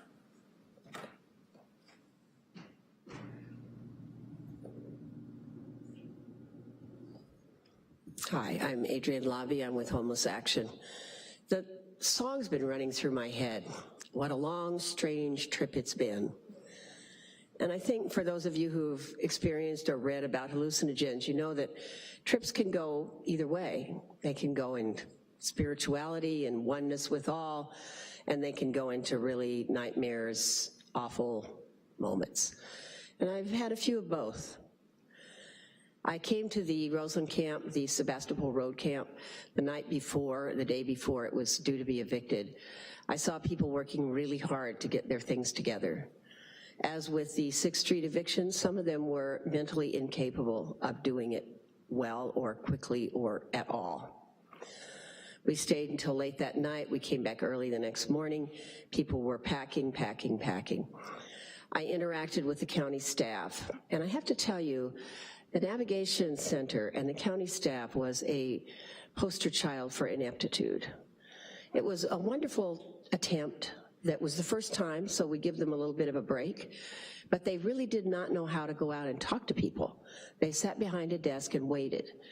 And so even though I went into the camp and said, hey, do you want to store your stuff? And some people said, oh, wow, is that happening? Could I do that? Yes, here's how you do it. Here's what the rules are. They hadn't heard it. And as I heard, and I think this is reality, 2 people told me this, no one stored their things in the hardware store, even though they'd been offered 90 days free storage. Well, then we got this wonderful letter from our district attorney, Jill Ravitch, saying she wasn't going to prosecute anyone who was charged with trespassing on that site. That should have been a game changer, but the police stood around and didn't do anything. That's your police. Then we had the experience all day on Thursday, the eviction day, of large machinery and work crews coming into the camp and supposedly picking up piles of garbage. So people were packing, people had until the end of the day to get out, and there were these large, dangerous machines and these very hyped up young men who knew nothing about the situation, wandering all over everywhere, picking up things, yelling at each other, doing stuff. It was noisy and dirty, and it just added to the trauma and the awfulness. And then we had our attorneys who had been tracking certain people for their disabilities and trying to get reasonable accommodation for them, talking to Host and talking to the Catholic Charities people who were saying, we'll take care of this, we'll take care of this. Well, what will you really do? Well, blah, blah, blah. We'll give them 30 days in a motel. Well, actually, that's only 3 days in a motel. Well, no, there's no motel vouchers. And so the confusion of what was available for particular people, I have to credit, and this is one of the great things about the trip, was our attorneys who followed that person by person. It goes Thank you so much, on. Ms. Lobby. And I have to admit, I think that's the first time I've ever occurred to me that that song is not about a wholesome road trip. Mr. Chernoff. He'll be followed by Mr. Davis. Okay, thank you. So, she's drunk on her power, known as the Babylonian whore. And the prophetic 40-day strike ceases this monger of war. Our current female senator who rules the masses as by biblical lore. Feinstein's been involved in MKUltra going back to the 50s. And I am in possession of documents that go up to the 80s and 90s that seem to be the origin of a program called Palantir, which is it's like the movie Minority Report, where they're talking about pre-crime. False flag front and center. It's really simple. They trigger individuals. They say they sell these things to the cities. They say they can predict crime, and then they say, oh, that something's going to happen over here that does this. Then they simply trigger an individual that's an MK dupe. That happens. Voila, the program works. It is a dangerous program, and I hope the law enforcement here ignores it for the insanity that it is. And so God bless America, and so it goes, as corruption's blizzard snows. The God blessing us be mammon, that God agreed that but maintains Sataniel's backgammon. Serving two masters maintains these disasters. Heaven truly be the promised land, a 40-day freedom strike, and hell will be banned. Yet to get to heaven, you gotta raise a little hell in order to weld that cracked Liberty Bell. For those refusing to free the animals, remain unjust. I am keeper of the keys, and for me, it be the promised land or bust. For any and all who at this point deny me or stand in my way, coming now in a direction to you be a heavy price to pay. The promised land be my intention via the prophetic 40-day suspension, freeing the children of Almighty and the U.S. Constitution into a land of charms, never more factory farms. So let me sound some great alarms, such a beautiful resolution. And so I shared this information about the cactus work, and I'm almost a little sad to see that the speakers that spoke about the homeless don't jump on the wagon and say, you know what, here's an avenue that makes some kind of sense. Here's an avenue where the million or billionaire on the Hill might say, you know what, this makes sense, I'll open up a warehouse for this opportunity. Let's make something happen.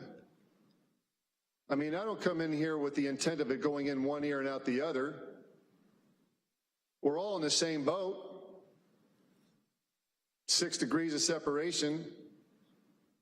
And we, more than anybody else on this planet, got the power to take this nation to its highest station. Thank you, sir. Mr. Davis. He'll be followed by Mr. Wagner.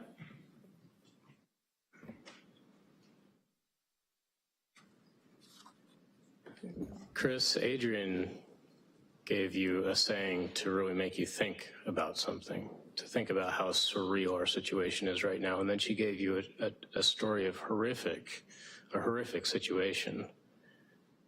And the best you could do about that was to make a lighthearted comment about the phrase she opened with and laugh.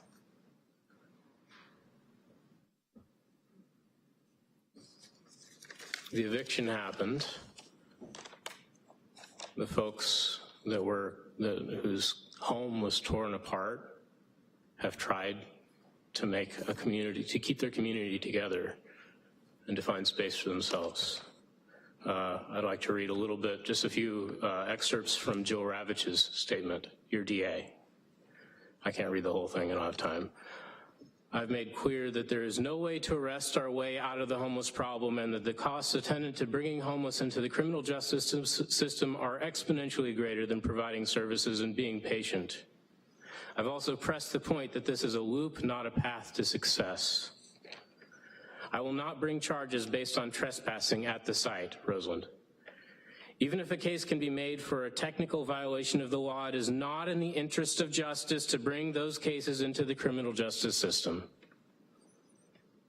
I firmly believe that the county allowed a group of homeless to occupy the site to clear them from the water agency building on College Avenue. To my understanding, the county provided fencing and sanitary facilities to support their presence. What outcome do we expect? Promise not to go back to that site? And then what? When they camp somewhere else, is it a violation of probation? What services will we provide to help them get to a better place than we are providing now? And when they ask for a jury trial, will the county come and testify then note that no representation was made to allow them to stay there, and years later no reliance on a safe spot was made, and that the county had a place that was appropriate for that individual that was refused? I encourage the policymakers to look harder at better options than arrest or even citation, which is a path to delay and not solution. Over the last week, the city police have bravely rushed to defend empty, unused fields that have been sitting vacant for years. An empty parking lot with weeds growing in it that nobody parks in.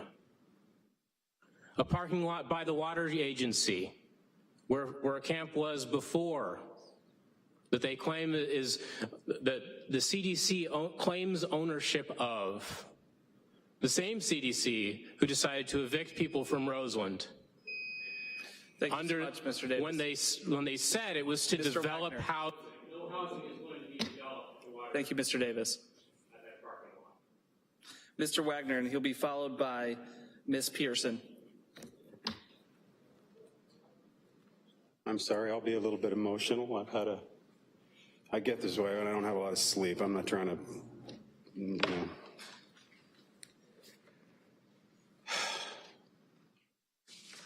I know you're all well-meaning. I've had conversations with each of you, and you're intelligent, and I appreciate your perspectives, each one of you. So I don't want you to take what I have to say personally. I want you to understand that this is a cry against injustice to the state, and you sit in a seat where I believe you have control and power over being able to do something about it, and that's why I'm here. I'm going to read something that I received from a homeless lady.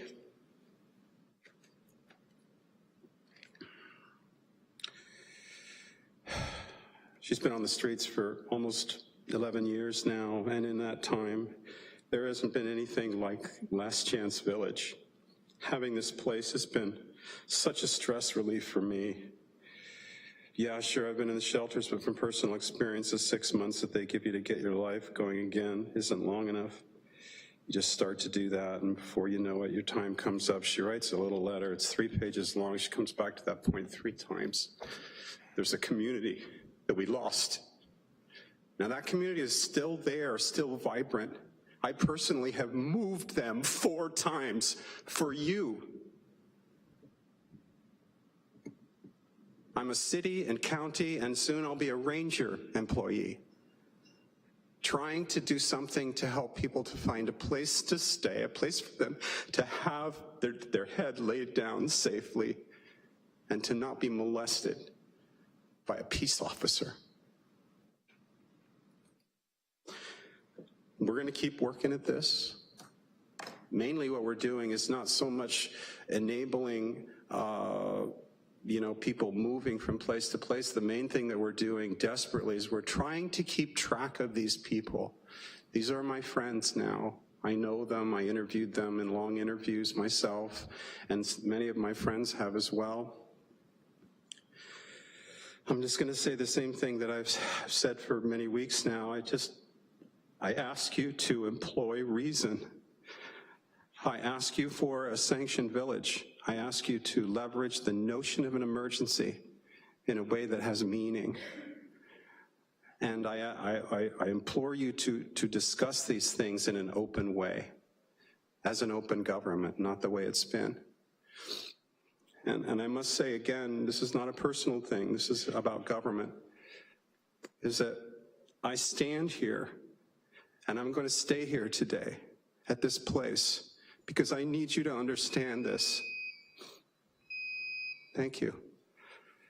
Thank you, Mr. Wagner. Ms. Pearson.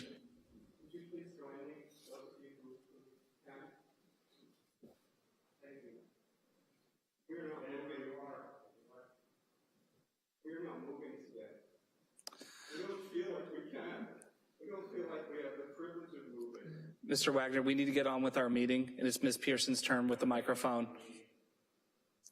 All right, we'll take a 5-minute recess.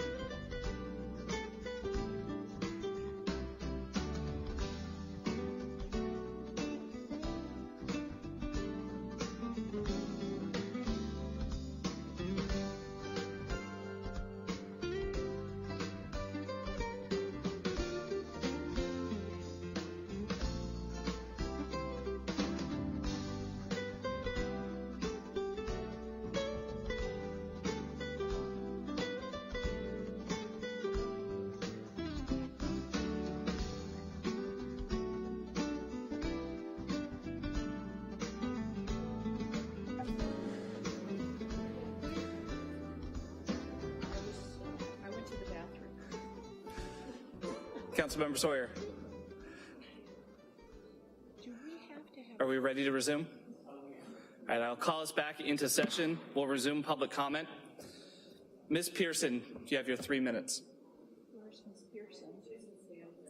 Okay. Do you want to run the clock for the 3 minutes? 3 minutes. Thank you.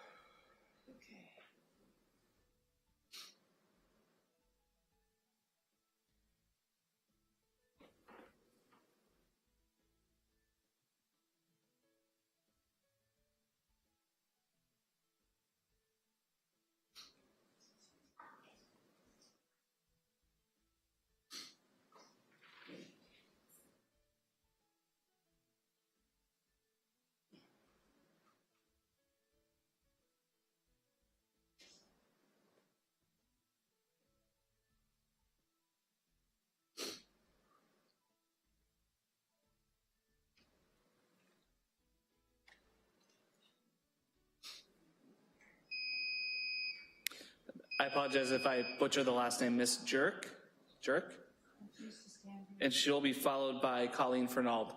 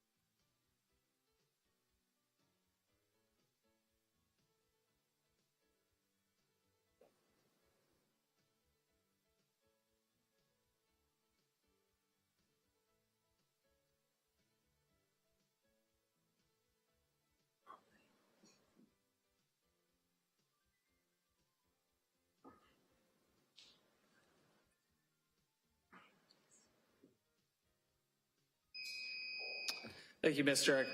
Fernald. Ms. Gomez.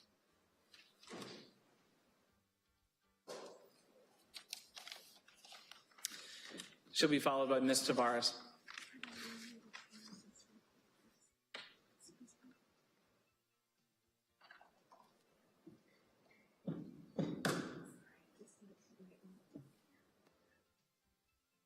Let's accommodate, please. Free speech time, please. Thank you. Good afternoon. Did you see the memorial in the Press Democrat for my child? I fed the beast. I paid money to the organized crime that owns the Press Democrat. I'm not just flippantly saying that. It could be libel and slander, but if you looked at the court in New York where they charged Darius Anderson, charged and convicted, and he had to pay $500,000 for influence peddling. Influencing justice by misconduct of law enforcement, Child Protective Services, the courts of Sonoma County, that ends up with the death of a child as a murder. Now, when I mentioned I've been speaking to this body since 2003 about using your oath of office to stop the hemorrhaging of our finances that are leading to all of your symptoms of our constitutional crisis, the symptoms of homelessness, the symptoms of not being able to pay your bills for the infrastructure or having enough reserves for your emergencies, et cetera, et cetera. 2003, Feinstein's husband, organized crime family, profiting from violence. Let's talk to her about those guns. So when I saw that happening, I decided to swear the oath of office, like you did. 2006, I ran for US Senate. In 2012, Charlotte ended up murdered then. Don't have many murders in Sebastopol, but we did. Someone solved a problem of violence with a gun. Now there's a lie about 9/11, but you know, almost everyone I run into in your town where I'm shopping, giving you tax money, ordinary citizens, when I say this fire was our 9/11, and they know what I mean. That was controlled demolition. And they want to get away with this lie. And then what did we do? Tried to solve the problem of that lie with violence, with no end in sight. You're doing nothing with your oath of office to stop that. That's why I'm here again. Okay, now how comfortable do you feel that John Bolton is influencing the White House and one person has the power to do anything they want? Congress is supposed to rein it in and declare war, but they haven't since World War II. And what have you done about it, Mr. Sawyer, Rogers, Ms. Combs, Schwedhelm, Tibbetts? What have you done with your oath of office? Every day you sit here with the hemorrhaging, the symptoms of the constitutional crisis, but not the core. Did you talk to your reps in Congress? You know, the one who served in Vietnam, where using violence to solve that problem didn't work so well? And he's still talking about gun control, but we're not talking about the White House and gun control. Exactly, are we? And now we have Rudy Giuliani coming to solve the problems in the White House. How comfortable are you with that? Is Jeff Sessions going to be able to do his job? Will there be influence peddling? What are you doing with your oath? Do something with your oath, and then you have the money to solve the problems of homelessness. Ms. Tavares.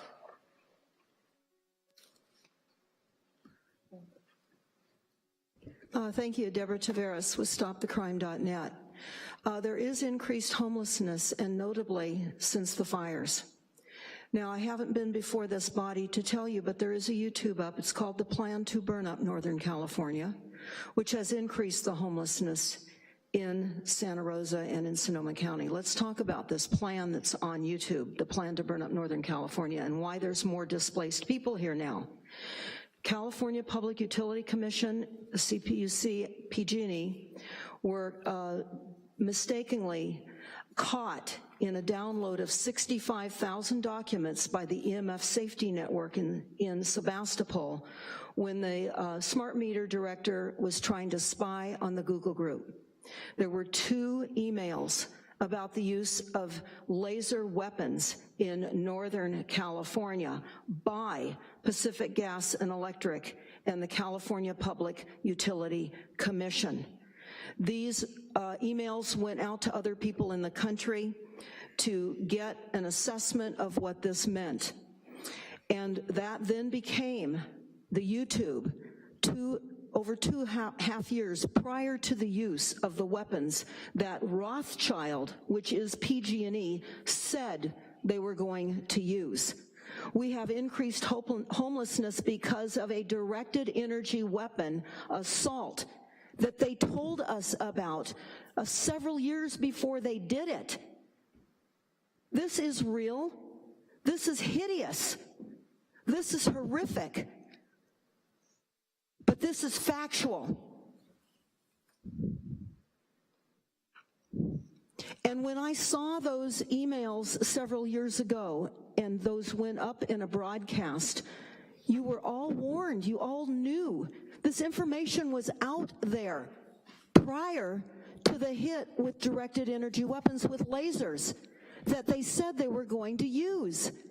You need to read these emails. They're online. You can read these 2 emails. They went to 4 people. 4 people at the CPUC and 4 people at PG&E, higher ups. You don't make this stuff up, and you don't send emails between Rothschild about a plan to use weapons that are being used all over the world in wars. And this is what happened in Northern California. This is why you are hearing people talk about the use of directed energy weapons, because there are documents that say this is what they did. And all anybody has to do is type in PG&E and Rothschild. Rothschild is involved in all of the utility companies across the entire United States. Thank you, ma'am. Increased homelessness. Mr. DeWitt, I do not see Dwayne. So that'll end public comment. Council, being down 2 council members, I'm gonna ask without objection that we move item 15.1 to an agenda with more council members. We have no written communication, no more additional public comment. We are adjourned.